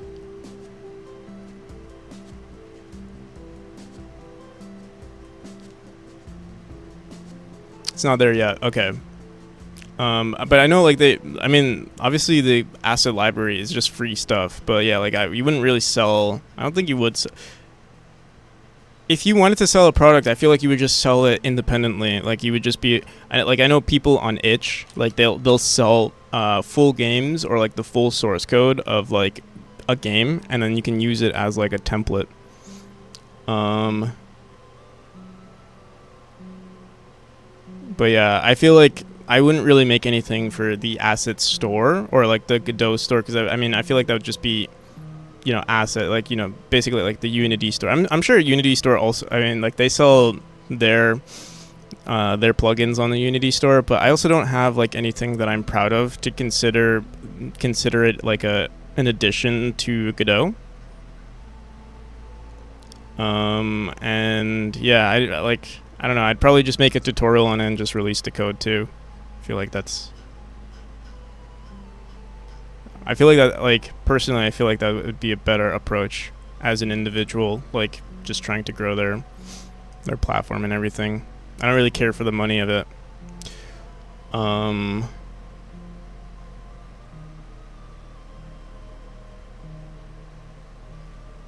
If I missed anyone's message, let me know. But yeah, welcome everybody. I'll show you guys some of the gameplay. So yeah, I am technically working on a speedrunning type game. Or like speedrunning, it's a platformer, so if you've heard of Celeste, you've probably, this game will probably look somewhat familiar, or the gameplay will look familiar. So this is actually one of the most recent chapters that I've been working on. It's actually a fairly simple or fairly easy mechanic. But I do like it. I'm actually really happy with the designs. I think we just get better at design. And that's what's motivating me to make these rooms, is that even though the mechanic is fairly simple and easy, the designs are pretty cool.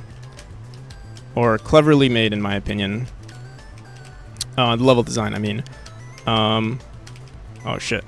We were considering, so I've done this in the past, and we're gonna actually, I don't know if I should do, I was gonna do level design, but now I want to explore updating our dash orb to reset the player's position. Oh my god, dude. I think because we updated the dash orb, it's like, it's funky. But yeah, honestly, maybe it can look good. We'll see. If we can figure out how to like suspend the player by making it seamless. We'll see. Oh shit.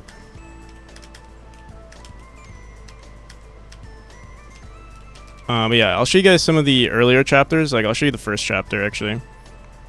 It's the most simple chapter, but it has, like, the designs are very beginner-friendly. It has a very human design. Miss Arabelle, thank you for the follow. I also keep not looking at the chat as much as I want to. Heard of this? Something? Blah, blah, blah. Yeah. If you have anything to say, just blah, blah, blah. Just ping me. Like, just copy and paste what you just said and just ping me, so I can see it. How's it going, Nikki B hobbying? Nikki B.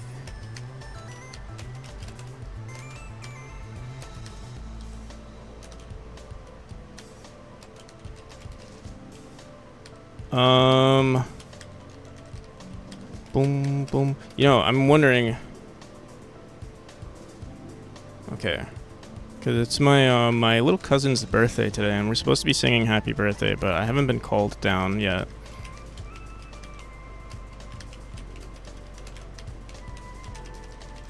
But yeah, it's very speedrunning friendly. You can see in our debug we have like all of the info. All of this info is also saved on the player profile. So like, I mean, you don't have to speedrun the game. It's fun in my opinion, it's fun on its own. But speedrunning is definitely something that I focus on. Speedrun over family. Unironically, no, like obviously not like, you know, if both were hanging off a ledge, but like in terms of like me prioritizing who to hang out with or like what I'm gonna do for the day, it's usually game dev. I'll say that for sure. But that's with anything really. Game dev is like my life at this point. I spend more hours working on my game usually than, you know, sleeping. So yeah. All the circles that you're seeing right now, obviously are not a part of the base game. It's usually, you know, oh shit, I didn't mean to. Here, we can turn off debug mode. Oh, no, we have to do it here. Game dev is my passion, yeah. Game dev is definitely, it's a passion. Here, let's go into a different chapter since I accidentally restarted. We'll do, what's a good chapter to play? We'll do chapter 2.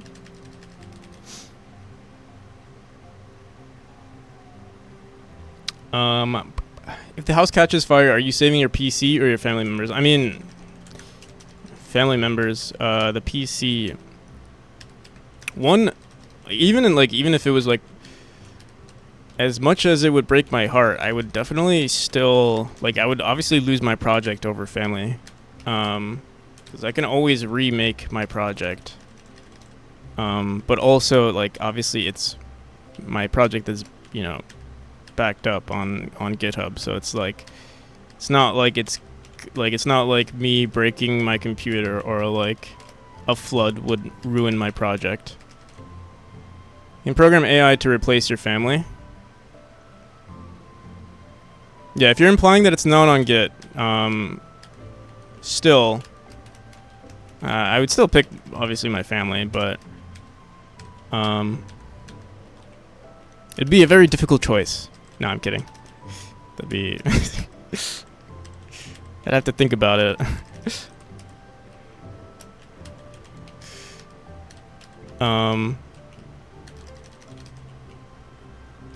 It'd give me an excuse to refactor everything too. We'd find the, you know, the silver lining.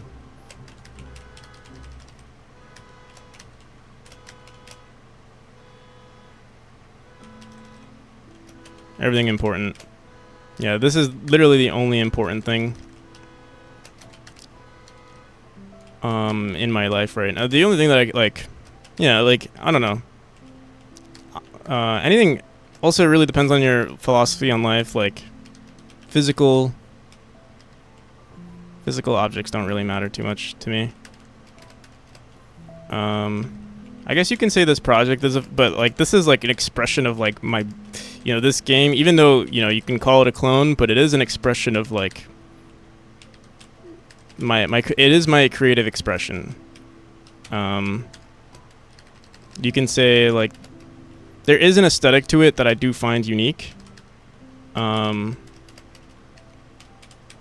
and it's something that I do take a lot of pride in, like in terms of the oh shit.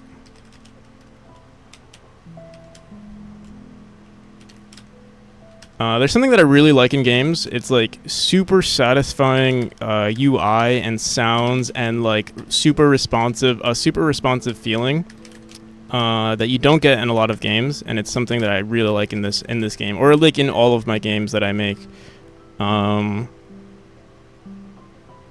And it's very subtle. Like it's not. Yeah, I hope I'm not sounding. I don't want to sound pretentious too, because it's like it's not. I think it's something that only I really notice. Like just the small details. No, anyone who's like just playing the game, they'll be like, "Oh, this is nice," but like subconsciously they might like it, but like no one's really recognizing the effort that goes into it. But it's like that with any game. Like even with artists, like they're gonna put certain things into their song that only they recognize, and maybe someone might just like it subconsciously, but they don't really know what's going on in the game itself.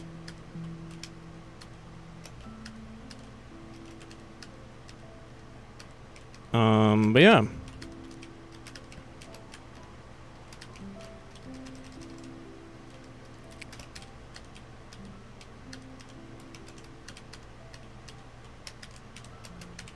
This is my game. This is the boss fight.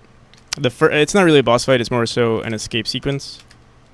I do want to have a boss fight at some point, but I don't think it'll be in the first base game. The more I look at my game, I mean, we're just overscoping everything at the moment, but like it's the thing is, like you're like if you work on a game for a long enough period of time, like everything just like the standard is always changing. The game, your project is always improving, and then you're like, oh, let's make it better. Let's add this feature. It's never going to be good enough. I think there might be a point where the game is good enough, but we definitely haven't reached that point. And I don't see a near future where that is the case. Like I can see myself working on this for another 2 or 3 years. I think there definitely will be a point where it is perfect. Like there has to be. But you do have to dedicate a lot of time. Overscoping. The thing is, I'm not even yeah, I am overscoping, but like it's progressive overscoping. Like usually people overscope and they get overwhelmed because they're like, oh, I want this to be my game. I want to make a 3D RPG that's also battle royale and stuff like that, and then they get overwhelmed once all they've implemented is the character controller. Whereas for me, it's a little different because it's like I have this, like I do have smaller standards, but then every time I achieve something new, I'm just like, all right, let's just push it up just a little bit. Let's just make it a little bit better, and then that standard just keeps increasing. Like I keep saying 6 months from now I'm gonna do a Kickstarter, and then 6 months after that I'm going to release the game. Like I've said that. I've been caught in that loop for, I would say, it feels like 2 years now, or like a year and a half. Where every 6 months I keep saying the same thing. And I mean the game is improving, and hopefully at a certain point, like I'll have to face reality and release the game. And I mean that's supposed to be soon. But yeah, the closer I get to every deadline, I'm like, oh shit, like I'm not ready. And I do push, like it is nice to have those deadlines though, because it pushes you to finish. But like subconsciously you might think, you might know that you're kind of lying to yourself. But it does push you forward to like at least get something done. Deadlines are really good for like productivity. Overscoping just fast enough to never finish. Yeah, exactly. Just pushing that threshold, just slightly below the overscope line.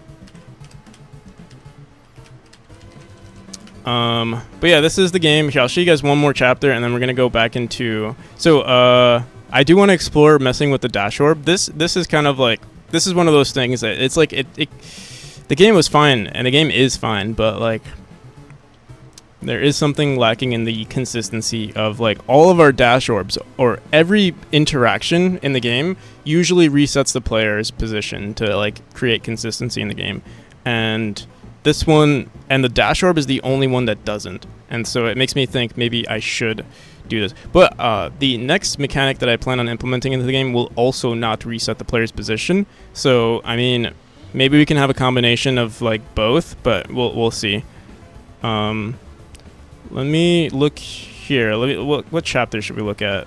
We looked at chapter 3. I showed you a little bit of chapter. I mean, we will be working on chapter 5 the most. I'll show a little bit of chapter 4 because it's kind of an interesting mechanic. It's basically like the dash orb, and you see how the player's position gets reset on the collision? That's basically what we would want to do with our dash orbs as well.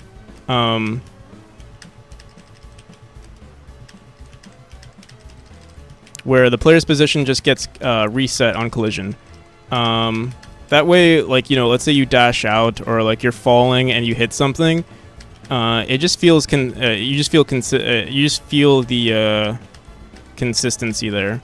And I'll show you. I'll even showcase another room where you'll notice the difference. Also, I'm like pretty bad right now. Oh my god. Also, it might seem like I'm energetic, maybe because of the caffeine, but I'm actually feeling a little tired today. So we might play like doo-doo. Yeah, I'll also turn on debug mode because it just looks cooler. I think everyone likes the debug mode. It does look very cool.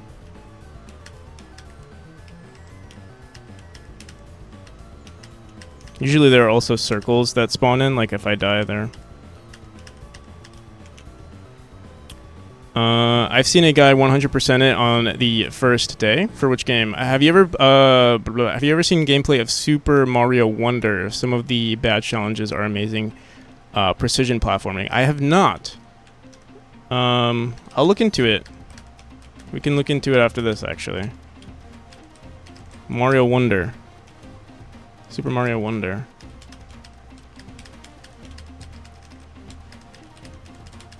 Oh my god.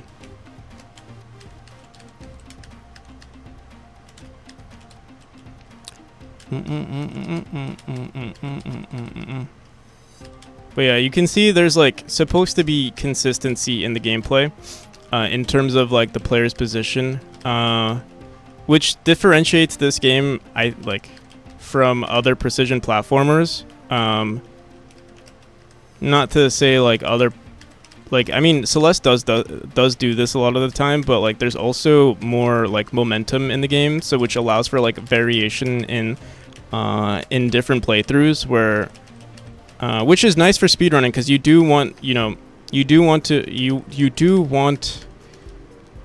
there to be an expression of skill. For example, in this room, reaching the fastest time to beat this room should be almost for let's say we have like 50 top speedrunners. If you're decent at speedrunning, the time that it takes for you to beat this room is almost exactly the same. Like maybe, honestly, even to the millisecond, everyone should be able to beat this room at the same time. There's very little room for error, unless you're like really maximizing, like really cutting corners. For example, you see going from this point to this point would be a good example of like, you know, maximizing your distance. But like this shouldn't be too difficult for a speedrunner. Instead of like going straight down and dashing. But yeah, it's only really for this chapter. But that's the sort of thing that I want to include in a lot of the gameplay, because there are other elements that you can speedrun. But for those things, a speedrunner would dash down. Well, you can't dash down because you still need to preserve the dash to go to the right. So like you can dash down, for example, I mean, you have to dash down for this one, but let's say there wasn't this orb here. You could technically, if there wasn't this orb here, you do preserve your dash from coming out here, but you couldn't just dash down from this point because you would have to use it to get across. But you're not wrong. Like there are other areas in the game where like dashing down actually makes sense. Not in this room. But yeah, certain rooms. Oh shit. Actually, like even this could technically be more of a speedrunning strategy. Again, this room is like this chapter is actually very unique compared to all the other chapters because it's very linear, and reaching the fastest time amongst like let's say 50. Like statistically, if we had a large sample size, a lot of people would beat this level around the same time. Because there's a lot of room for error, and by room for error I mean like there's a lot of like 50, like if you can play this perfectly within if you can press the right button within 50 milliseconds, you're basically guaranteed to beat the level. I guess starting out is the most important thing. So like you can see that like here I jump and then I dash a little early, or I jump here, or I start moving forward here. Like this would be the margin of error in speedrunning, but there is like you can do a dash jump. How's it going, Hugo? Which would like I'm sure there's a better way to start. I'm like I account a lot for speedrunning, but I wouldn't say I'm the best speedrunner. So like also I'm usually not this bad at my own game. I think yeah, again I'm very slow today. But yeah, like for example, right there, I could have just fell down, but instead I dashed down. But yeah, the margin of error for this room is pretty high compared to other chapters.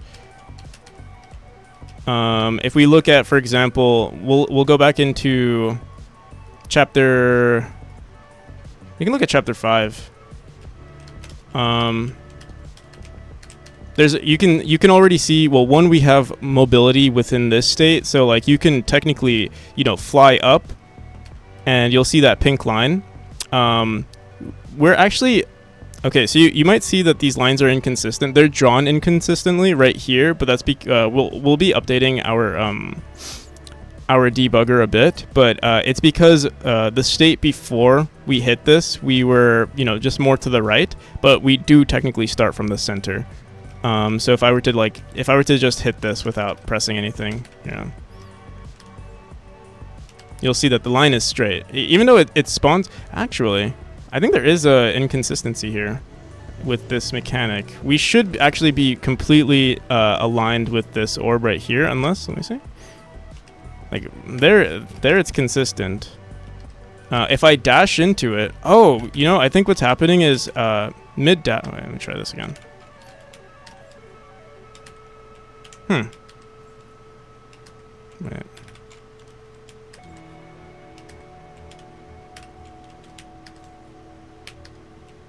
Now it seems there was an inconsistent. We were like something was happening where we weren't complete. You see that like there's like a faint pink line in the background, and that's the path that we're supposed to take.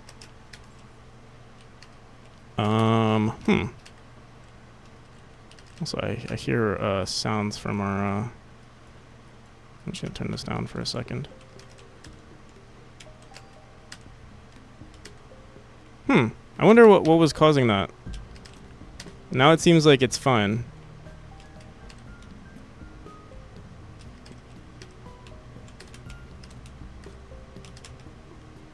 We'll have to see.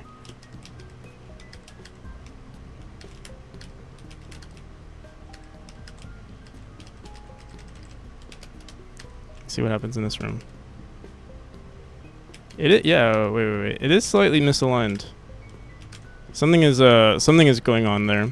If I had to guess, it's probably we're not resetting the player's motion as we're resetting the player's position. So if you're like in the middle of a dash state, that frame is still pushing you forward. Like for it right there.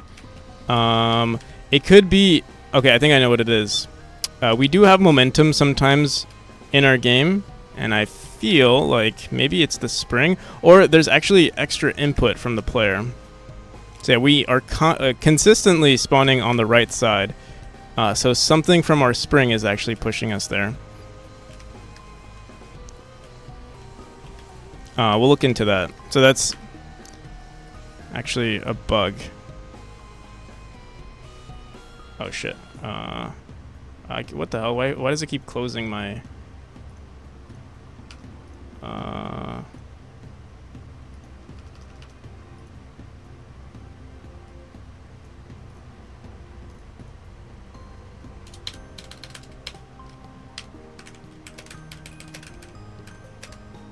Reset position. You should add collectibles to the one before or to the chapter that we were just working on.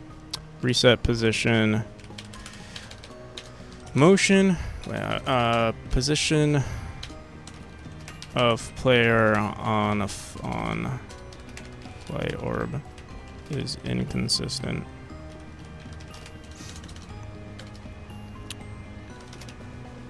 Inconsistent. The blue one. There are some collectibles. There's like 2. Yeah, but there definitely should be more. 2 or 1 actually, maybe just 1.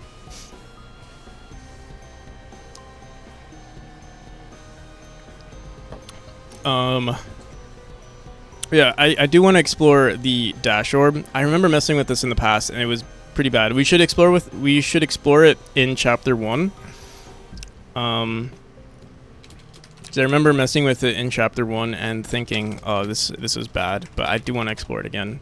Maybe we can think of a better approach, because resetting the player's position makes it feel inconsistent. From what I remember, it just felt very awkward to have your position get reset. And like hold the player's position. It could be that I'm just so used to not having it, like just, you know, preserving the player's movement, and that's why it was weird for me. I'm not sure.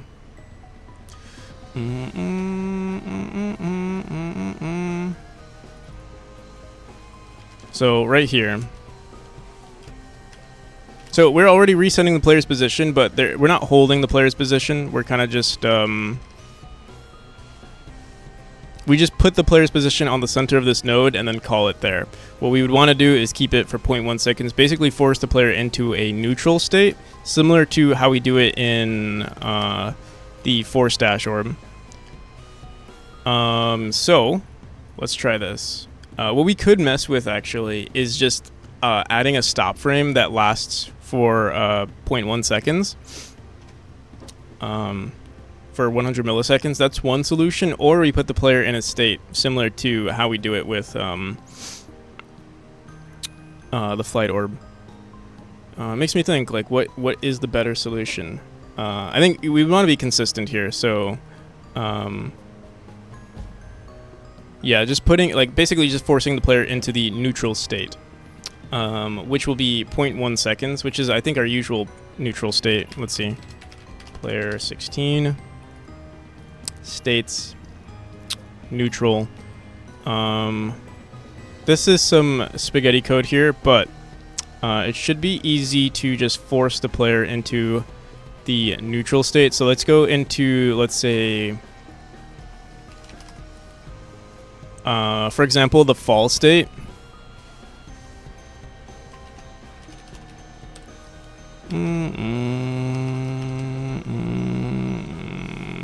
So we have this enter force neutral and then change the state to the neutral. Actually, it could be as easy as just enter force neutral. Let's see. So what we'll do on our activate node is grab this whole thing actually. And on activate node,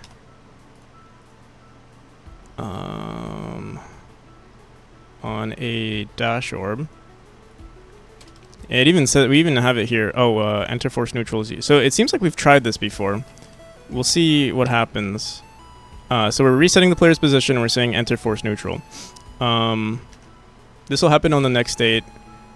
We'll want to make sure that motion is also... This is probably the same thing that's happening on our flight orb. We're saying the global position is getting reset, but we also want to say motion, because we're still running through... Even though all of this information is ran, we're still running, like, this gets set, and then the next frame over, we're still technically in the flight, we're still technically in, like, the dash state or the bounce state or something, so that motion isn't being reset. So we want to say motion is equal to 0 here. In fact, yeah, I think this is all we have to do. Because if we, for example, look at our dash state, or sorry, our bound state. Let's look at states.bounds. We have movement, but the thing is, I wonder, maybe I should throw movement after we like check for changing states. Because, for example, like applying gravity. Yeah, I mean, we've had this in our game for so long. I wonder if it's gonna mess with it. Like, I wonder if I should have done that. Like, check for changing states first before we freaking add. Like, movement is not a big deal because no, actually, it is a big deal because if there's input from the player, your position will get reset. And same with gravity. Like, gravity is technically being reset on the entrance of the state. We can reset the player's position as well. But yeah, for example, movement and apply gravity is still there. So if we look at our movement on the bounce, I don't know. Like, let me see if there's bounce here on movement. What the hell? I guess not. But we do have like lock, like this has to be refactored as well. Eventually we're gonna throw a bounce state into the in here. I just haven't yet. But when we do, I look, you want to mess with that. But today's not a good day to do that. We'll just try to keep it as consistent as possible. So on the entrance of the state, we'll reset the player's motion, which is what we're already doing. But we also want to make sure that the player's motion is just getting reset in general. For the fall state, it's not too bad. Yeah, there might be like one frame of like us applying gravity, so you're not exactly spawning from the center. So yeah, we'll have to look into that. But for now,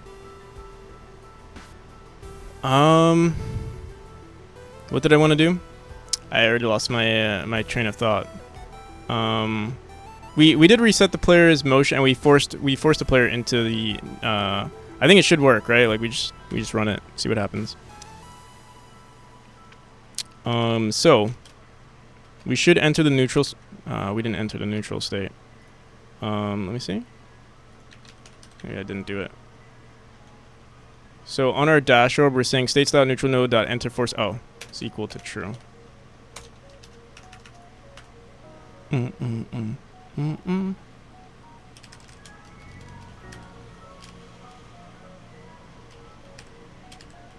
All right, so you can see. Wait, what the hell?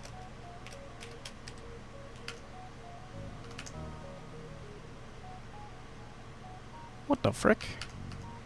We're still in the fall state. Do we not have an enter force neutral? What the fuck? What's going on?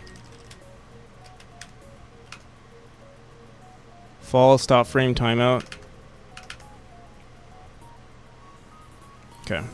Let's see what the hell's going on. Dash orb, if... Oh! We're only doing this on the dash state, that's why. And neutral node dot hold... So we... Okay. I remember working with this, and I remember thinking, like, okay, some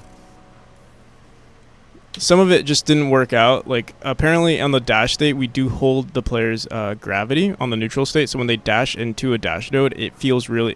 this, I guess, was as good as it can get, but I do still want to try, one, resetting the player's position. Maybe what we want to do is, if you're in the dash state, your position does not get reset.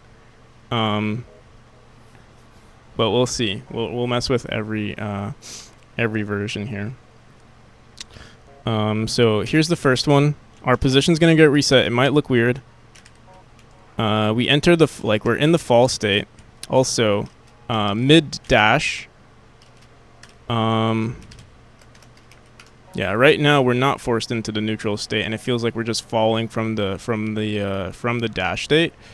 So we would still... Oh, wait, no. Dot neutral, that hold gravity is set to true. Global position is equal to the node's global position. That seems to be right. Let me Maybe we should slow down time, but let me run this one more time. Going to sleep? Alright, Alex. Peace. Have a good night.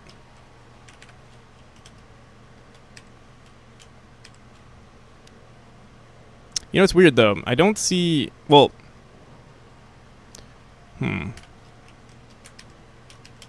Like, obviously that kind of looks like crap, though.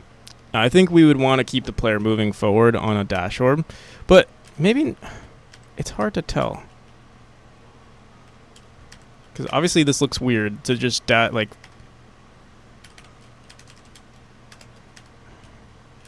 And obviously we want to make sure that we're hitting it.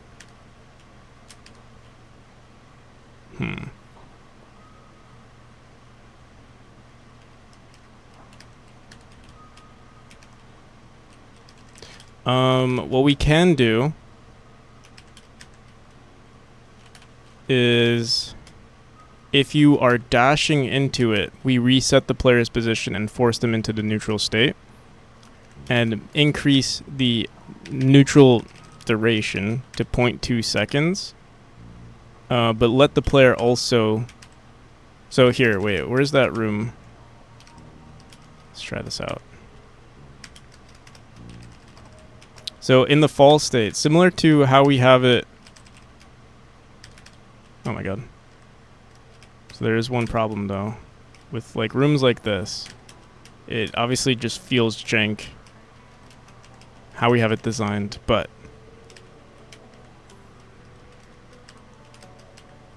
let me see.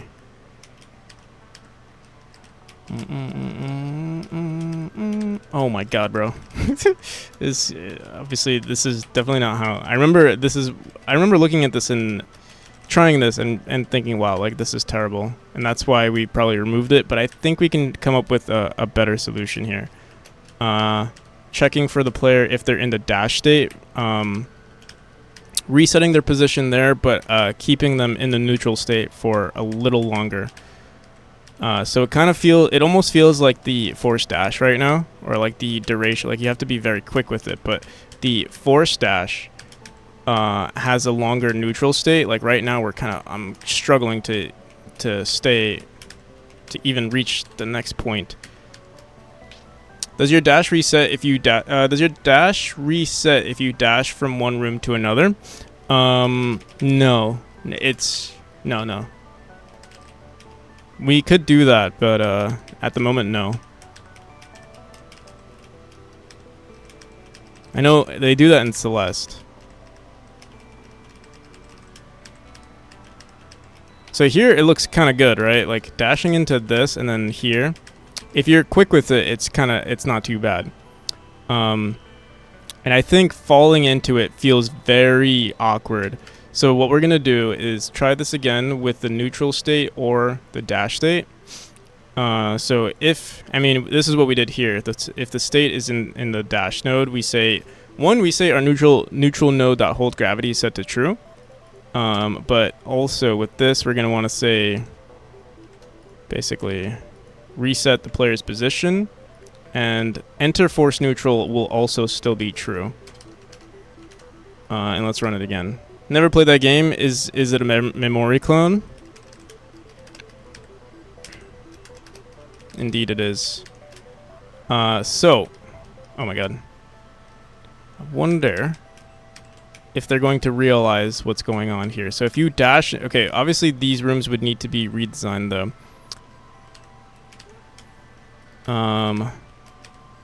So if you hit a dash orb, your position gets reset, which honestly is not bad. I think there would have to be a better visual indicator that this is happening.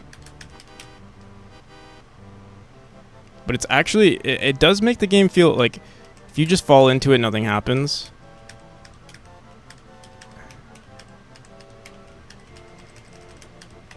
It's the same. It's kind of like the same thing with the like any of the enemies from chapter 3, our positions also get reset.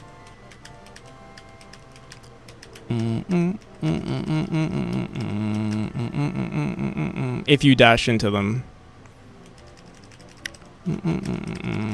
Your position also gets reset there, but you could, literally only thing you can do is dash into these objects.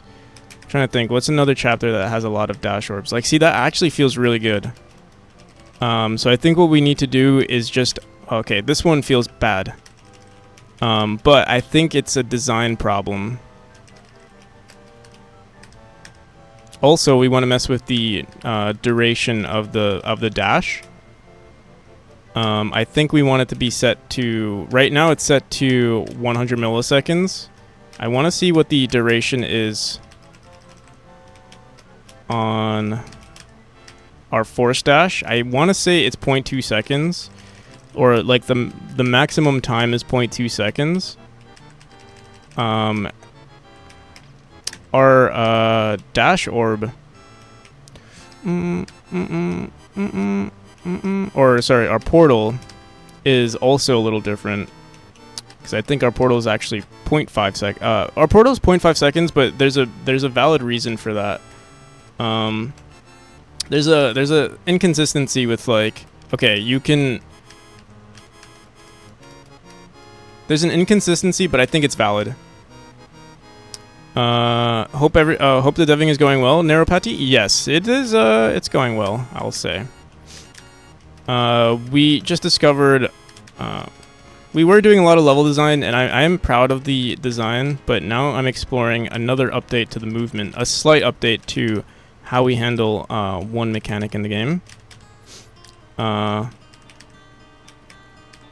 And it's proving to be slightly, like, difficult, but I think it's a necessary change. Also, with these gray platforms here, the pressure plates, what I think we should do is also make sure that it's indicating that it's resetting these platforms here, because you don't know. Actually, one, we don't have enough rooms to showcase the mechanic. We will have to update that. But yeah, people don't know that it resets most of the time. Or it takes them a hot minute to figure it out. Especially once we start adding more rooms, it'll be kind of confusing for people.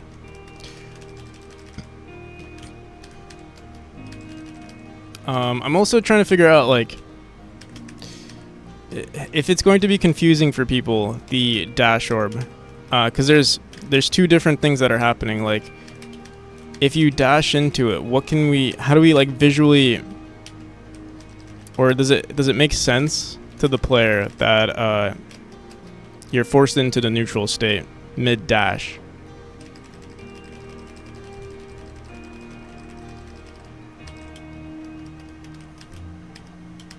I mean, it happens with the dash orbs. Alright, let's try it out. Oh, restart game. I forgot. We still have this bug. I think I hopefully have it still written down. Flashing, making, auto tall bug. Yeah, let's throw this in there. It actually might be crash on spamming pause when switching chapter. I don't know if this still happens. I don't think it does. We handle it differently now. Here, let me see. Actually, we can't even switch chapters mid-scene. Like, we can't. The only thing we can do is restart the game, which maybe could help. Here, let me try. Oh, but then even that is like, yeah, it's not gonna work. I mean, I guess, yeah, at the moment that bug is fixed because there's no potential for that to happen. Because there's no level select. You have to go from the menu to the start and then go into level select. And then let's say we go into chapter 2. What happens if I spam? Yeah, it doesn't. I don't think it's going to happen anymore because there's how we load things is a lot different now. I do plan on adding a level select for people mid-game. Like, it'll be an option here as well, or maybe in this option, like if you're in debug mode, you can select what chapter you're in. Which version's up for grabs with the FIP? Are you talking about the like the private demo? The versions are the same. It's just that the private demo includes. I don't have it updated.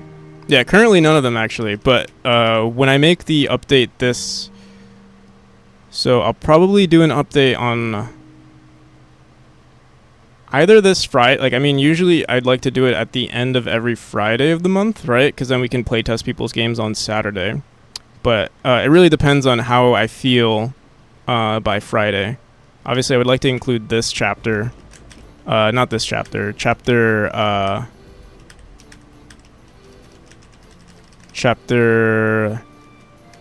5, or what we're calling Chapter 5. But yeah. The private demo, it's usually the same version of the game, like the updates that I make, like profiles are added, stuff like that. But in terms of like the content in the private demo includes all of the chapter, versus the content in the public demo only includes chapters 1, 2, and 3. And it doesn't include, I don't think I'm going to include the boss fight. In fact, what I might do, because we're going to be messing around with maybe pushing one of the chapters to, like, you know, chapter 3 might become chapter 4. We might change things around, but we'll see. The Heaven chapter actually seems like more of a late game thing, so we shall see. I don't know yet.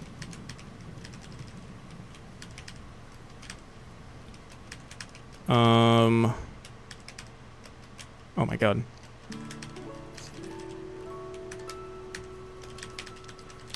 But yeah, the versions are the same. The mechanics are the same. Like the movement, for example, the movement currently is the same for the private demo and the public demo.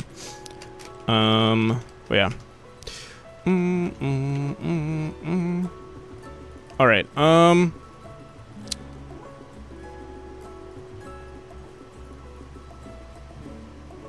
We reset the positions. Okay. Do I want to update? How are we going to update? If we go into world demo, for example, it's perfectly fine here because your position doesn't get reset. Oh, we also want to mess with the duration of the neutral state. So right now, how do we do this? Duration is... Oh, we set the duration to 0.05? Is that correct? Force dash neutral duration is set to 0.5, which actually, I kind of like that. Force dash neutral... Let me see something.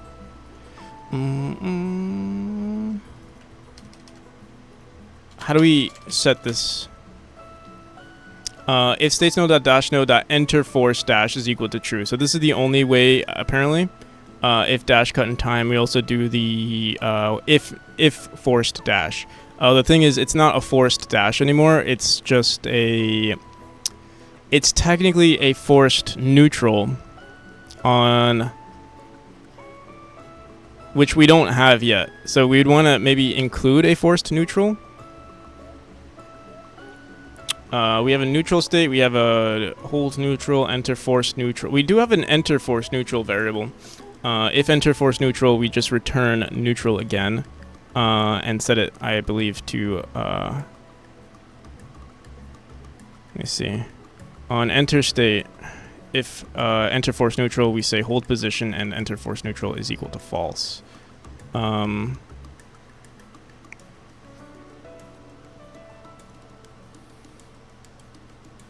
So what we can say is if enter force neutral, that's what we said in our script here, right? Enter force neutral is equal to true. What we can do instead is, and I think this is what I wanted to do in the past, but never did. If we're ever using force, I guess every case is different because, I don't know, do we want to keep the player on a neutral state for half a second? I don't know, it feels like a lot to expect from, like, I think right now it's 0.5 second, 50 milliseconds, which is pretty short. So I don't know, you guys see my lights. Hopefully, let's have our fingers crossed here. Hopefully you're good. I gotta pee. I'll be right back. Here, I'll show.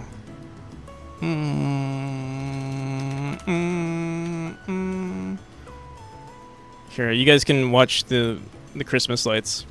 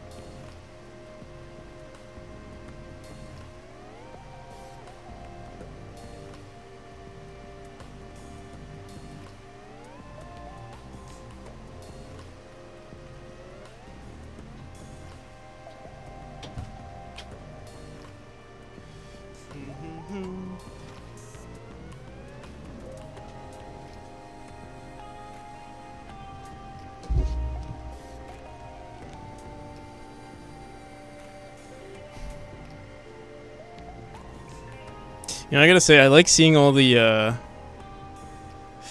little sushis on people's profile.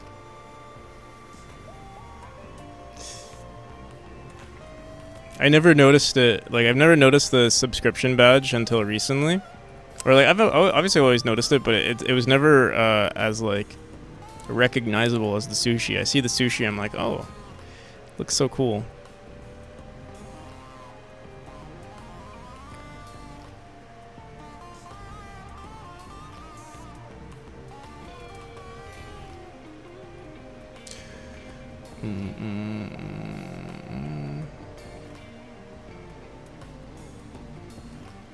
Do you get slightly demotivated when seeing other people's... Slightly demotivated. Yeah, I think it is a reminder that I'm in a saturated market. So I would say yes. So like while I'm happy for like other game devs, it's like the same exact market. But it's only with like strangers, really. Like if I see people like, for example, like Juho, for example, working on his platformer, that's exciting for me because like I know Juho. But if it's like obviously like someone who I'm not really familiar with and I'm seeing another platformer, it's like, oh, just another game to like sort of compete against.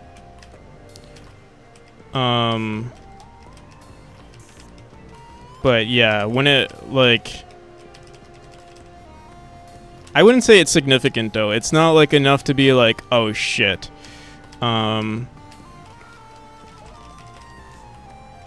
I'm like, you know, this existential dread from seeing another platformer.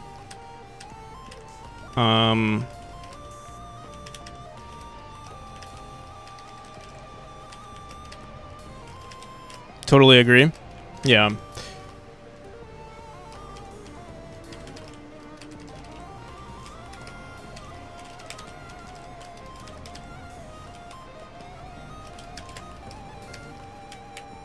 Or like I get another example is Grumble. Like I don't know why it's different.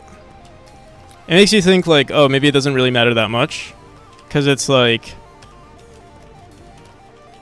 the only thing that I would be very concerned about is if there was a game exactly like mine.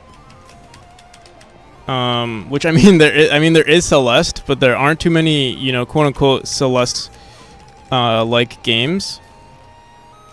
So that's what I have going for me. But if I saw a game that was exactly like my game, I would be very concerned. Or more so concerned.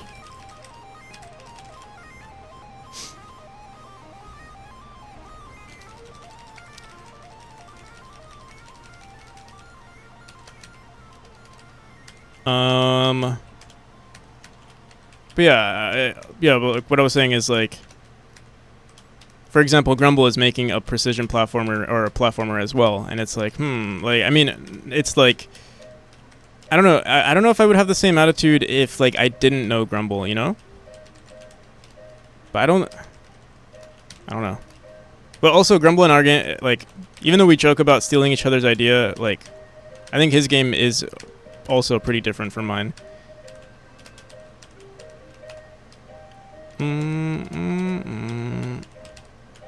In the world of platforming, that is.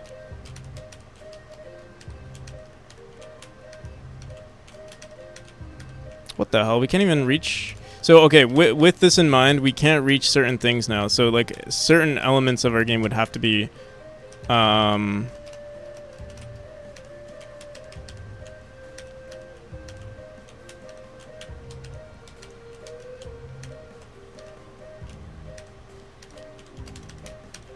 Goddamn. And it's also, like, we don't have enough time. It seems like it's less than 0.1 seconds. Like, I don't have enough time at all. I think 0.2 seconds makes the most sense. And I believe that's the... it's actually 0.5 seconds, right? It's 0.5 seconds on the forced neutral state. The forced neutral state duration is set to 0.5 seconds.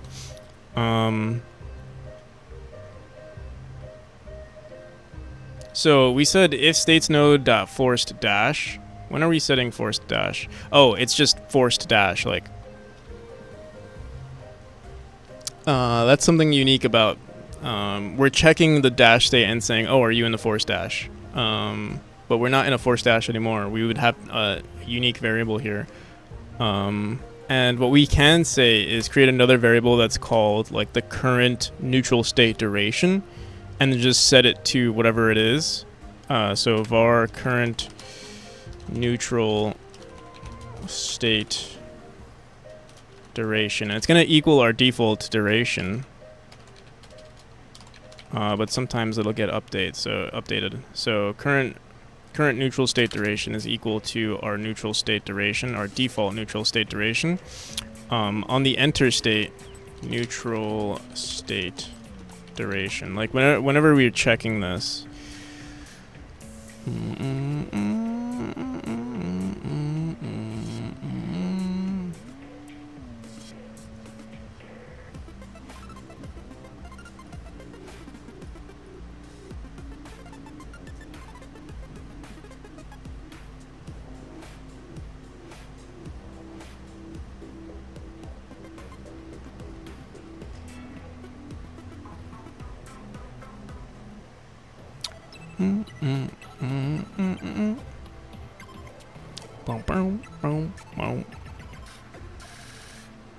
I'm curious. I want to see if I got any messages. Let me just see something.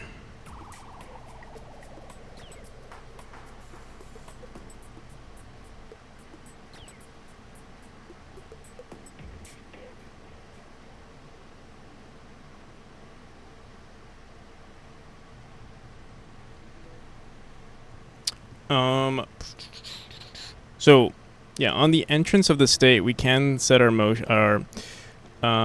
we say dot start force neutral state. When do we start neutral state timer dot start swing rope duration? When do we set our default neutral state?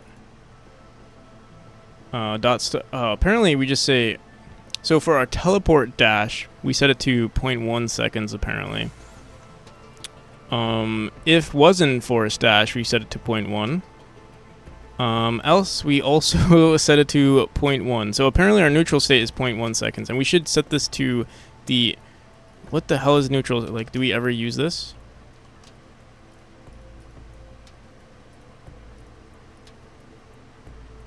Force dash neutral state for neutral state. We never actually use this, and we set it to 0.05 for some reason.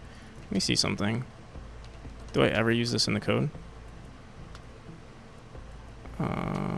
It seems like it's always commented out. At least in our player, and then we also,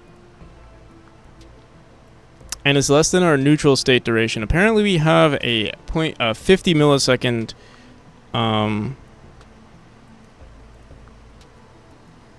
like you can dash it seems like we're allowing, I don't know if this was intentional. I'm allowing the player to dash out within 50 milliseconds. Only on this, though, on dash input actuation for the teleport node. Oh, wait, no, this is commented out. So, yeah, it's never 0.05. It's always 0.1 seconds. And it seems like that was the standard that I created. Okay, so we can leave it back at this and start using this neutral state duration instead. So on enter state, we're like messing with all the timers here. Here we're saying 0.1 seconds, 0.1 seconds. And then on all other cases, we say, let me see something. Was in force dash, teleport dash, enter force dash, teleport. Yeah, these are all the cases.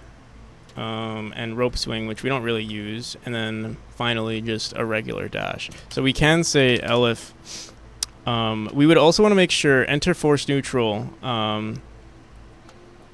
So right now we're saying enter force neutral here if see something? We don't check anything here, so we might want to throw this at the end. But yeah, right now we'll say if enter force. Well, actually, yeah, we can say if LF force neutral and then say state position timer dot start. The what was it? Also, Tomer, why were you why'd you ask that question? I'm curious. I mean, what sparked the question?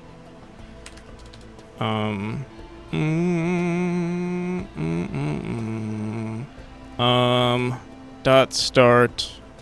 What do we want to set it to? 0.2 seconds.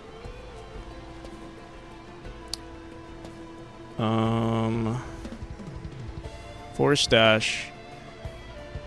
So right now you have a point for like force dash neutral durations. We have it set to 500 milliseconds, which seems like a lot right now. We can create a var dash node.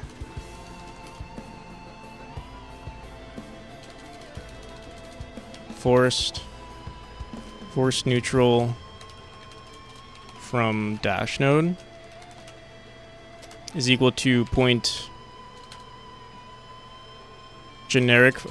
We can also do like maybe like a var generic force dash, or sorry, generic force neutral.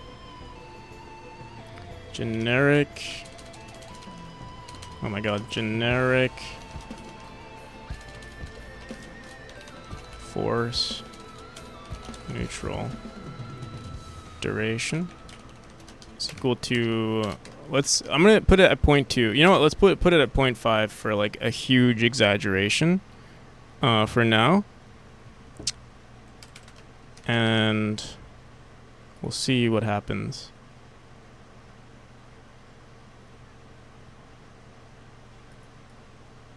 So enter force neutral, we'll say generic force neutral duration. And we'll also want to make sure that we throw this afterwards. Hold neutral position and all of this enter force neutral stuff, we'd have to throw it at the end. I'll have to make sure that we like save this.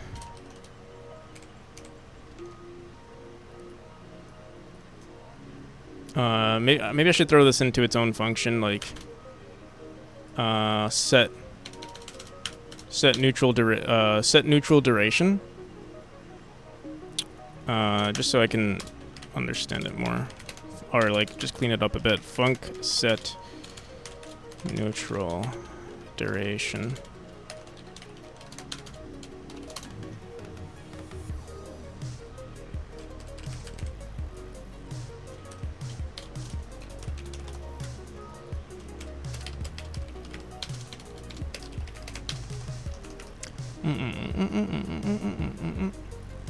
And then what is this? Hold neutral second dash. No, we just want all of this stuff.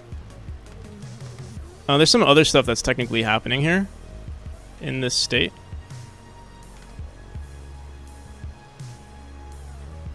elif previous state. We're including previous state in this.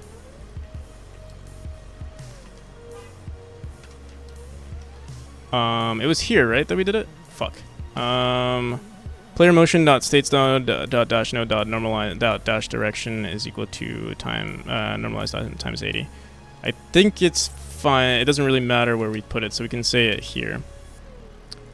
We'll see if we break anything, but I don't think. I think it's good. Let's see. I mean, yeah, it looks like it's fine. Let me see. But yeah, if enter force neutral, we say the generic force time. Another thing that we're going to do while in state is make sure that you can still dash out early. Right now, we're only checking if it's in the force dash. So we'll have to do some shenanigans there. But first, I want to see what it looks like in chapter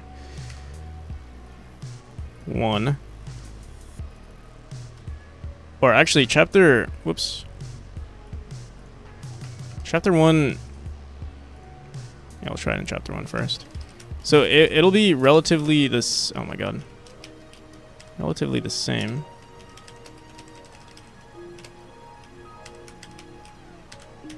Okay.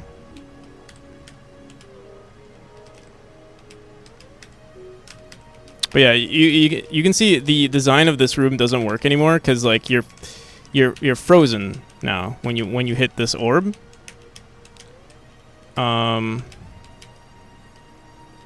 So basically we would want to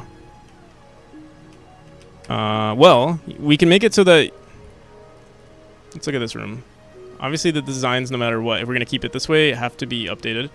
I hope I don't think I locked anything. What the hell? What did I do here? Okay. So let's say we go into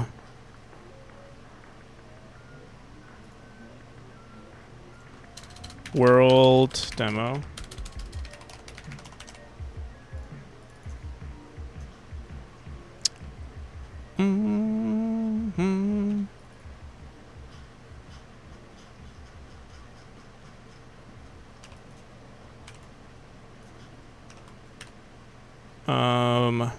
You would have a dash here.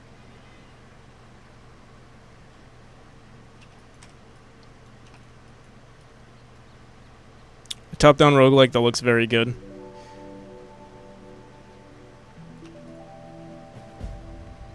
Tic-tac-whack. And I went oof. And does it look good in the sense that it's like is it like similar to the type of game that you're trying to make, and it's like very similar, and that's what makes it like, you know, intimidating? Or is it just in general just a better, or what you think is a better, what can potentially be a better what the hell? Oh, there we go. A better top-down roguelike. Done with classes for the day? Nice. Hell yeah.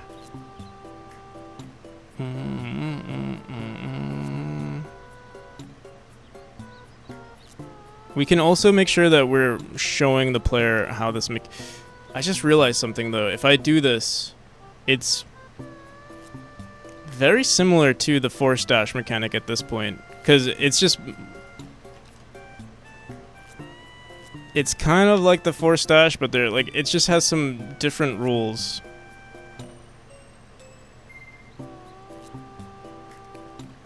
So I don't need to worry. And there are videos of the demo from 5 years ago, so I don't need to worry about it. I see.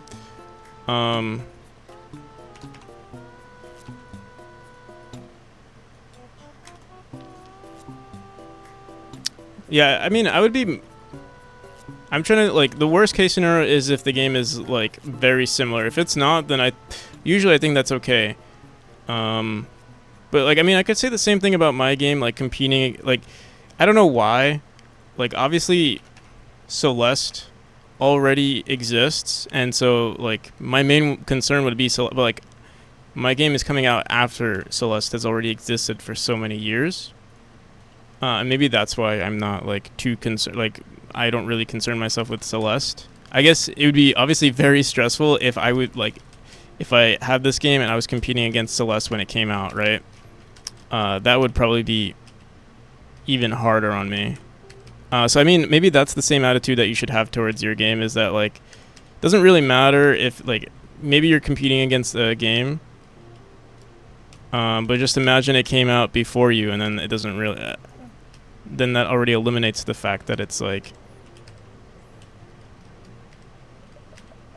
if anything, you releasing your game at the same time as another good platformer or another good top-down roguelike, you're just I guess the issue is that it's not... If, like, people are looking for a new roguelike, I would say, like, maybe just planning your release. If someone was releasing a precision platformer before me, like right before me, like let's say a month before I did, and their game got super popular, then maybe that could like significantly affect your release. And yeah, that's true too. There are so many roguelikes, and there are so many platformers too. So honestly, in a nutshell, maybe it doesn't even matter. You're already in a saturated market, just being a solo game dev already. I think maybe you have no choice but like to just work like subconsciously you're just going to have to worry about it. Like, you know, it's always going to be in the you know, in your subconscious, thinking like, oh, I have to compete, like, you know, you're quote unquote competing against other devs who are making really good games. And you just have to hope that they're not working on the same exact type of game. I guess that's why people try to keep their game a secret, but then it's a double-edged sword, because if you're not promoting your game, then like that's another thing that like helps me a little bit with like, because ideally, let's say someone really wants to make a game similar to mine. They're already like, you know, they see me working on it, you know, they're like, and they're hearing like what I'm saying about it, like they can use like the same mentality that I have and like make maybe a better game. But the thing is, you're losing out on the marketing aspect, and also like while I might think that I have like a good attitude on game design and stuff, it's not like it's like you do discover things on your own, but it's also like it's just a collection of information that is already out there on the internet. You kind of just put two and two together. My game's not going to be successful anyways, so nothing really matters. I mean, do you not want to make a successful game, or do you just like want to do it solely as a hobby and not trying to release anything commercially? Oh shit. Oh no, I put... What's this room? What's the... This is 19.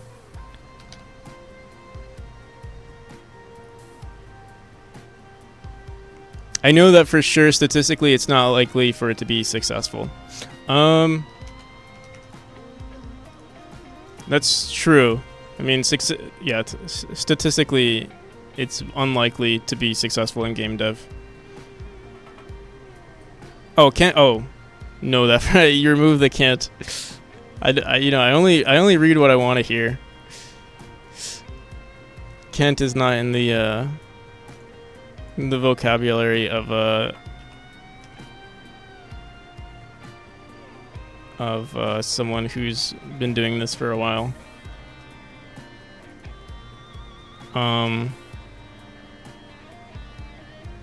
Why is the character freezing? It's something that I'm trying to do where the players...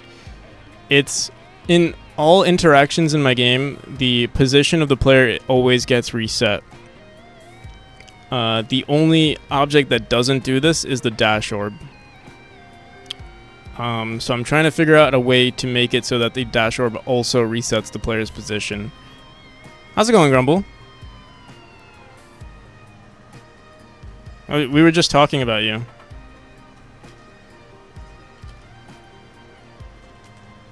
Only good things, though.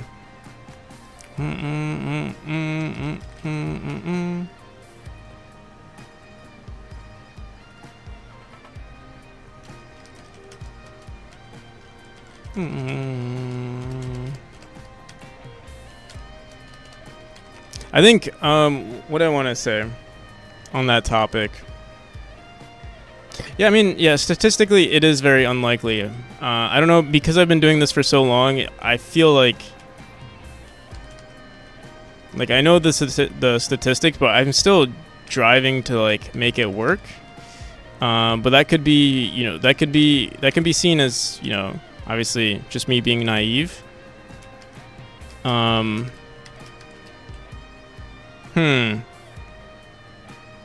So this could technically be the new dash orb, where it's like kind of like that. But it's basically the same as freaking the force dash orb at this point,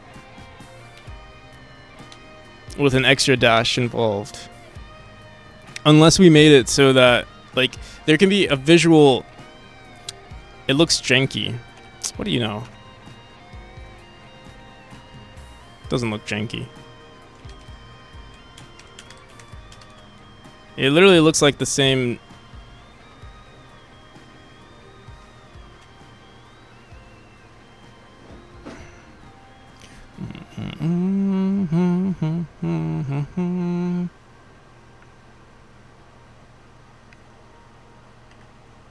Does it look janky?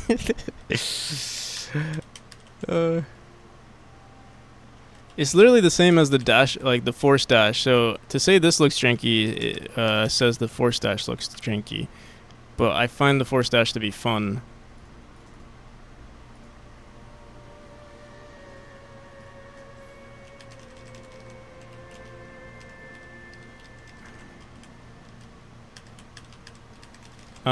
With the force dash, I think I would update the, like, it wouldn't look like that. I think we'd have more animations, like maybe like a line or like a crystal thing that like grows out of it so that it looks a little bit more unique of a mechanic. Are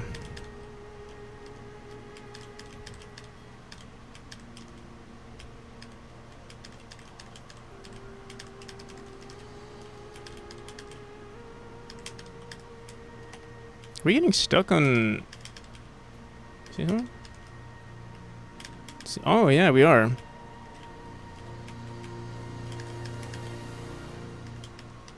Interesting. The previous one... Well, yeah, that's the point. Like, the thing is, like, every single... why I'm doing this, or, like, why I'm thinking of this, is that every single mechanic in this game currently has... positions being reset. The only one that doesn't do it is that dash orb. It was free moving. But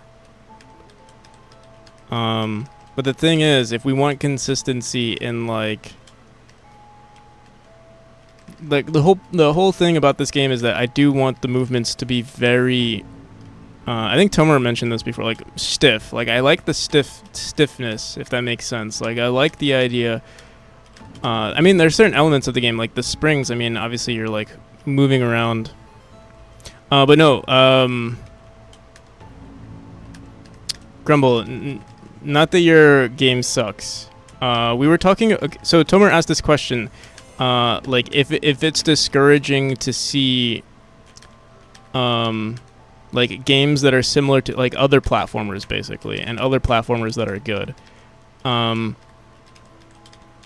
And I think we came to the agreement, like, I think it depends, because it's like, okay, if I look at Grumble's game, you know, I think, oh, like, my game is better, so it doesn't matter. No.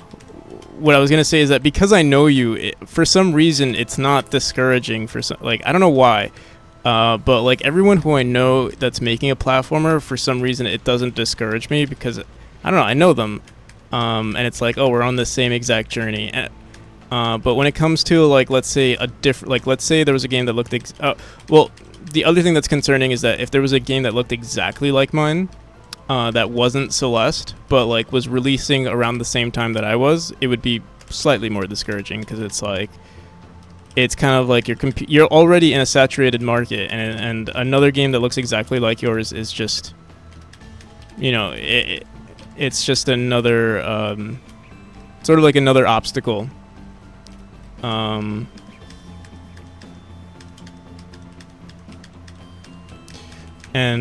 But the thing is, like, there already is a game that looks like mine, and it's Celeste, and obviously Celeste is already like way more popular, so it doesn't really. I think the issue is like, okay, if they release at the same time, then it becomes a kind of an issue, because then you're, you know, and if they have like a way more, like a way better, what's it called? Marketing campaign, then their game will just do better, and it could have been your game. Or for example, like, you know, doing a Kickstarter, for example, if someone had a Kickstarter the same day as I did, or like some big company had it, you know, Kickstarter is obviously going to push a company that has, like, you know, possibly millions to invest in versus your game. And I think that's more like analyzing the logistics of it is what I think becomes more more discouraging. If you're trying to release commercially, I think that's another thing. Like if you're doing it for fun, and you just want to release a game, that's a different story. You do have to have a bit, like, you do have to be either like super stubborn or a little naive to think that your game is going to succeed. Like make it, or at least become like somewhat successful. But I'm in that boat. So I'm in that boat of being, somewhat naive or stubborn. I mean, you can call it whatever you want.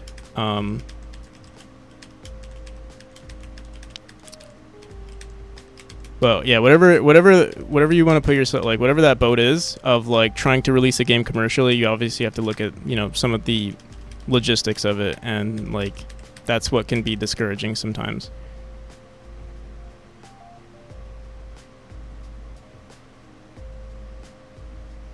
You just have to pick your time, but most of it is just RNG. Yeah, most of it is RNG. Like if someone, for example, was releasing, the thing is, like, also there's like a prime, like, I don't know, there is a prime time for things too.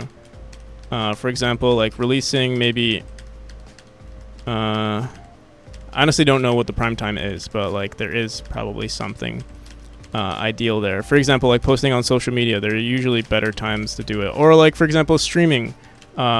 Streaming at night is actually, for me, has always been better. So there's obviously like certain like windows of opportunity where like you can benefit from it more, and like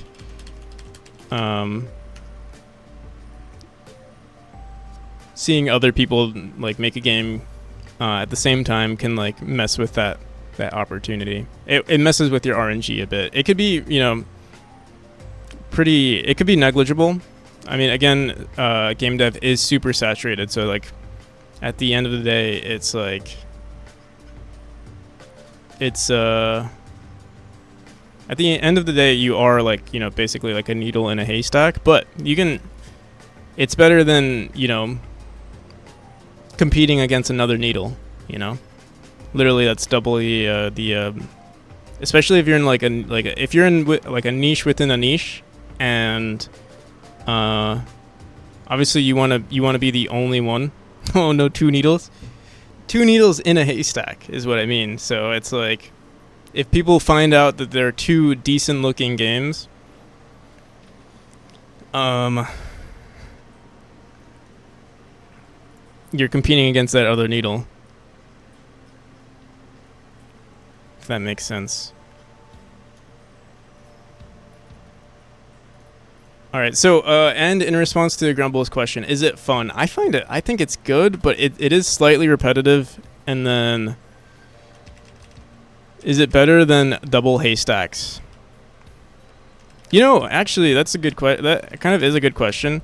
Because also, I don't know, for me at least, I don't know what I plan on doing. Like, okay, so I've noticed, obviously, there is progression.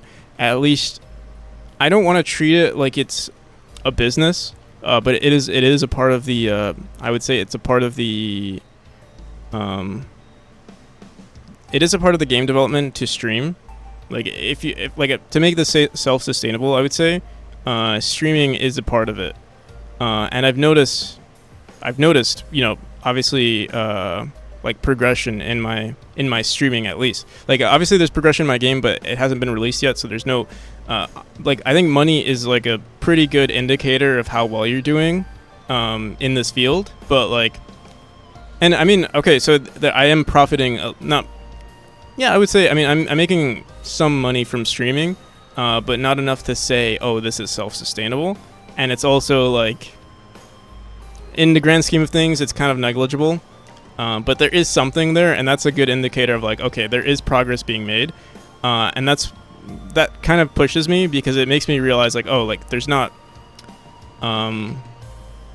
it's not like entirely a lost cause. It is a lot of work, and like the amount of work that I put into it could have easily been put into like a 9-to-5, and I'd be making literally 10, 20 times more.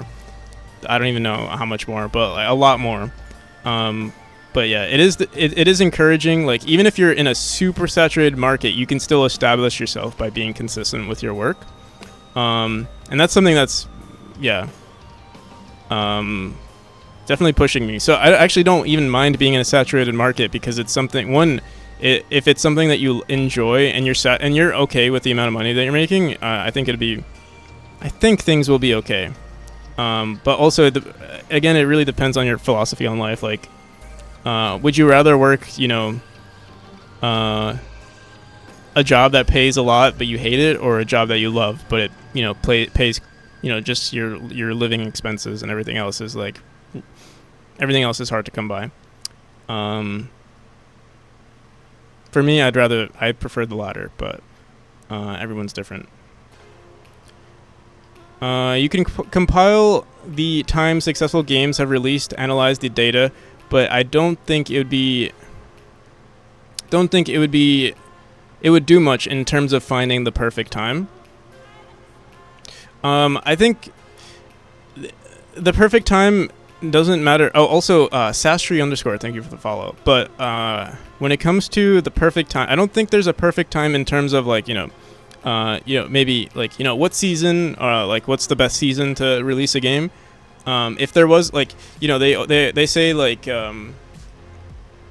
releasing, like, posting something on, like, there are certain things, like, I've noticed, for example, posting on social media for me has worked when I post early in the morning, like very early in the morning, and early in the week. Early morning, early in the week. But sometimes the thing is, if everyone's aware of this, like, this data, or, like, if they're aware of the consistency of, like, increased upvotes during the beginning of the week, then everyone's going to be posting in the beginning of the week, and then you're competing against a bunch of people who are taking advantage of it. Whereas if you posted on a random time, it wouldn't matter, or, like, you would just you would capitalize on the people who aren't posting at the best time, and then you're just as likely to do well. But where did I want to go with this? But let's say you're competing against. Let's say you're doing that same exact thing, but someone is doing the same thing as you, where they're posting late into the week.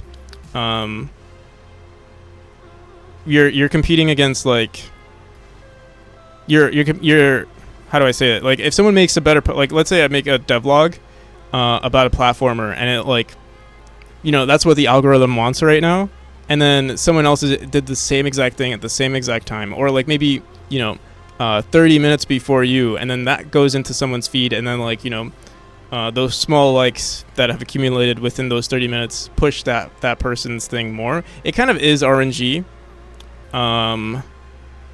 but on a grander scale, like, let's say you are releasing a game, you wouldn't want to compete against someone who's doing something, like, for example, there's that developer who's making Lucid. And, like, their game is very similar to Celeste, and so is mine. Mine is different in the sense that it's only a platformer, but this person is making, like, a platformer and Metroidvania. And so, like, to the generic consumer, if that person were to release their game right before mine did, it's likely that Steam would promote that game more, just because they have, like, a way higher budget. In the current state, if I release my game right at the same time that they did, their game would do so much better, and it would, like, completely, I wouldn't say it completely annihilate my game, because I also have, like, a community of people who are interested in my game. Made 82,000, by the way. Yeah, that's crazy. And their budget, what was their thing? Like 30K, right? That is actually insane. I've seen, since I started solo development, I've seen that game. It really, you've heard my attitude on the game, though, like, or not the game, on the developer. I wish they were more, I don't know, maybe I've never seen their community, but I wish they were a little bit more, I don't know, real. But I might be hating, because, but honestly, I don't even, like, find them as, like, even them I don't see as competition. Maybe I should, but I don't. Do you know how long it was in development? I remember when I first saw the post, they were like, "Oh, this was either 5 or oh my god." Hopefully, yeah, I hear my UPS going off, but hopefully it's okay. I've seen it in. I remember seeing a post and it was like 5 years into development when I was like maybe 1 or 2 years into development of my game. So they've been in development for a relatively long time.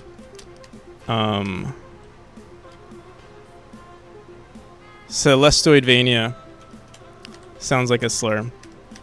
But yeah, I'm more so like, and I mean I'm like this towards like, I guess because it's like, you know, a community that I created. When people, I mean it's very common because I kind of used to do it to other communities. Like I wouldn't do it to my community, but I would do it to other communities, where like I would post, you know, just updates of my game and like not care. But I haven't done that at all lately. I think I only did it in the very early beginning, when I didn't really, I don't know, I was kind of like, I think if you're established, it becomes a little easier to say like, hey, don't sell it. I don't know. Like I remember, you know, I was on Saltoon's stream a while back, and he was like, and you know, I made a couple of devlogs and wanted some sort of clickbait in my titles, and he was like, man, don't do it, like just be real with yourself. And I was like, yeah, you know what, you're right. From his perspective though, like it's easier for him to be real with himself because he's more established. So like he doesn't need clickbait or like, you know, the shitty like, oh my god, like, you know, whatever satisfies the ADHD in people's brains. And I don't know, when he said it, it felt real to me. Like I was like, oh yeah, like that's kind of true. Like I'd rather do that too. I think I still have the, you know, why you, like, for example, like why you suck at game dev or why you suck at level design as the title. But like I remember that, like I remember Juho made the thumbnail that was like super edgy and like a lot of stuff, and it was like maybe more interesting for people. Give me 1 second, I'm getting a call.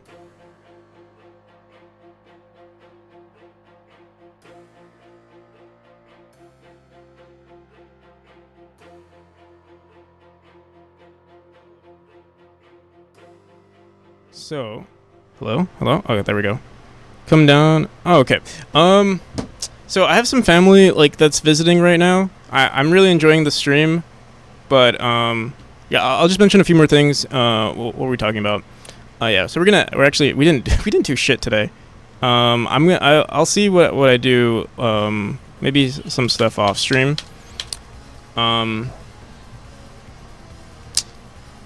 But what did I want to say? Oh yeah, like being real with your, like, again, it's easier to say if you're not established, but like when I first started out, like for example, I remember I used to do this thing on Instagram, like to get more upvotes, I would post like other people's work. I would give them credit and everything, but it was kind of fake to myself because I knew it was pushing the algorithm, like it was pushing my profile more. But I was doing it, and like I would always get comments, like people would comment on my profile being like, oh wow, this work is so great, and like I didn't have the patience to be like, this is not mine, I'm just promoting other, like if they just read the comments they would see like, oh, it's someone else's work. But I used to do that a lot, and it would like push, like I would get, it wasn't a lot, but it was like significant compared to my regular Instagram posts. But then over time, I don't know, it kind of feels dirty to like lose yourself, but again, I think it really depends on like your attitude on, like, I mean, this got 60 likes. I think that's pretty good, actually. But yeah, on average, like, especially with the older posts, like 21, 16, 19, like, these are relatively low compared to when I was first doing it. Like, you can see, this got 115 likes. I mean, these are relatively low. Like, this is shit. Like, this gameplay is shit compared to like, how my game currently looks. But you can see I'm getting 142 likes versus 28. Or like this was relatively funny, but it didn't get that many likes either. And so like there are strategies that you can do to like, you know, push yourself more, but you're also like kind of low key losing a little bit of your soul because you're like, you know, for lack of a better word, like you're just doing somewhat dirty tactics to grow yourself. And I mean, it will help, but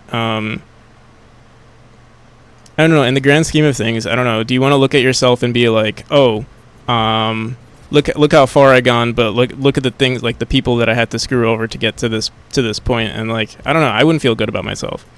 And that's why I stopped doing that. How's it going, Charlie? Thank you for the raid. I heard Pegorli had some nasty words to say about me, and he was able to influence you yesterday.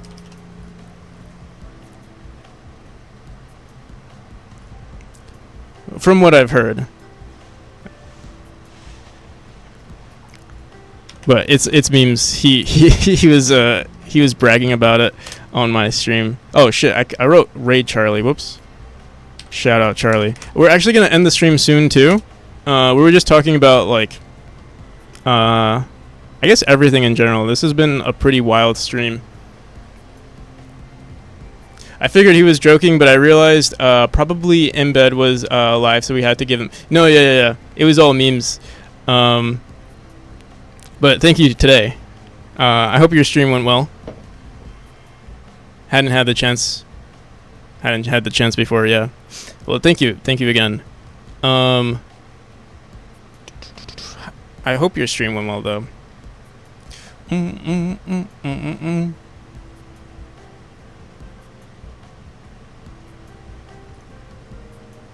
Oh, speaking of, I remember.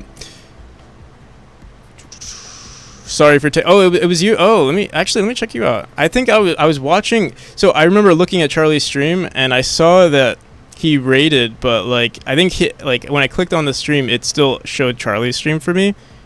Right, we'll have to check you out one of these days. On your Addy code. Okay, here, wait. Let's grab that one instead.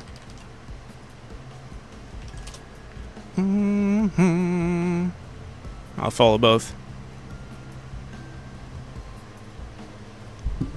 But don't apologize. Again, it was all memes. I think actually Pegorli is like my my nemesis, like my Twitch nemesis. We're enemies.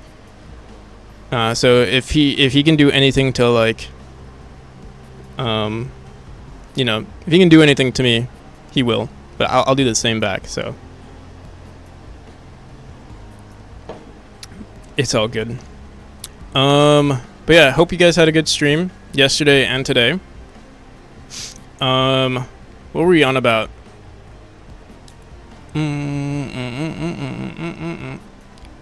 But yeah, we will be ending the stream soon. I think we might go. I haven't rated Felonier in a hot minute. Felonier, I don't know if you guys know Felonier, but they're working on a pretty cool Twitch integration app via I think it's not OBS, it's its own program, but it's made with Godot, so it's pretty cool. You'll also see a really cool intro. If you guys know Cowboy Bebop, usually he has this raid notification with Cowboy Bebop playing in the background. We could also... TCat raided me recently as well. And Settle. Actually, we might not go for Felonier. There's so many people who have raided me in the recently, and I just have been ignoring. So we actually might go for Settlix instead. But I'll give Felonier a shout out. How about that? For those of you interested.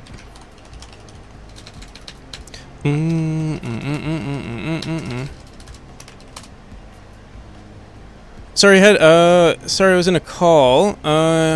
In response to your people who are making a platformer question, my answer would be I'm just trying to make a fun game, and because it's not my full-time job, I don't really feel pressure to do well. Yeah, I think that's a huge difference with like, yeah, people who like do it as a people who do it as a hobby, and then like, I would say I am taking it a little bit more seriously than a hobby, just because I don't have like a full-time job, and I treat it like a full-time job. But that's just me. It might be, again, it's like, it's a little, it could be either considered naive or stubborn to do that thing, but like, I don't know, also I'm younger. I think it's okay to take certain risks. I mean, even if you're older, it's okay to take certain risks. But yeah, you guys already know. So You are. I mean, you are putting a lot of work. Like, I mean, you're working a full-time job and you're doing game development. Like, like honestly, you definitely are. Like, it's. I feel like you're probably. I know you always say like, oh, Practical's always putting so much work into their stream. I'm not, or into their game. I'm not putting nearly as much. I think maybe you're a little too hard on yourself because you have a full-time job. And you're putting like at least a few hours per day into your game too. So I don't think she thinks you're treating it like a second job. I think she knows you're treating it like a second job. Which honestly is more admirable than what I'm doing, because at least you are real with yourself. Or I don't want to say you're real. At least you're mitigating the risk of like putting all of your eggs in one basket, whereas for me, I'm kind of like just going full send and hoping the stars align and my game goes well. So TCAP or Settlix? Wait, oh, that looked like that almost looked like that other game dev's game. Settlix is playing games and, or sorry, TCAP is playing some games. I think we'll go for Settlix. I haven't rated Settlix in a hot minute. Settlix is pretty fun. I feel like we both have like a similar like if you like to hear game devs go on like weird tangents and sometimes do game dev on the side, Settlix is one of those people. But he also does a lot of work. I don't want to downplay that, but he's pretty entertaining. Anyways, thanks for the stream. I have to head out. I'll see you, Grumble. Peace. And see you, everybody else. We're going to be rating Settlix now. I won't be able to stick around for too long because, it's my cousin's birthday. So I feel like I should take a shower before I even go down there. If I had any self-respect. I'm just going to change my clothes and say hi. But yeah. Thank you for watching, everyone. Till next time. Oh, and if you want to wishlist Memory, you can find it here. I'll see you, Tomer. There is the Steam page. I'll be updating the demo pretty soon with like everything that you have seen earlier in development today. But yeah, there is a demo there, and the gameplay for the most part is the same. We'll be brainstorming more of the dash. We'll see. I don't know how it's gonna go. Maybe we can figure out some sort of hybrid. I mean, that's what the old dash was. There was like a little hybrid in between. But yeah, we'll see. Maybe if I can figure out how to update the force dash orb, maybe that'll help as well. But yeah, bye now.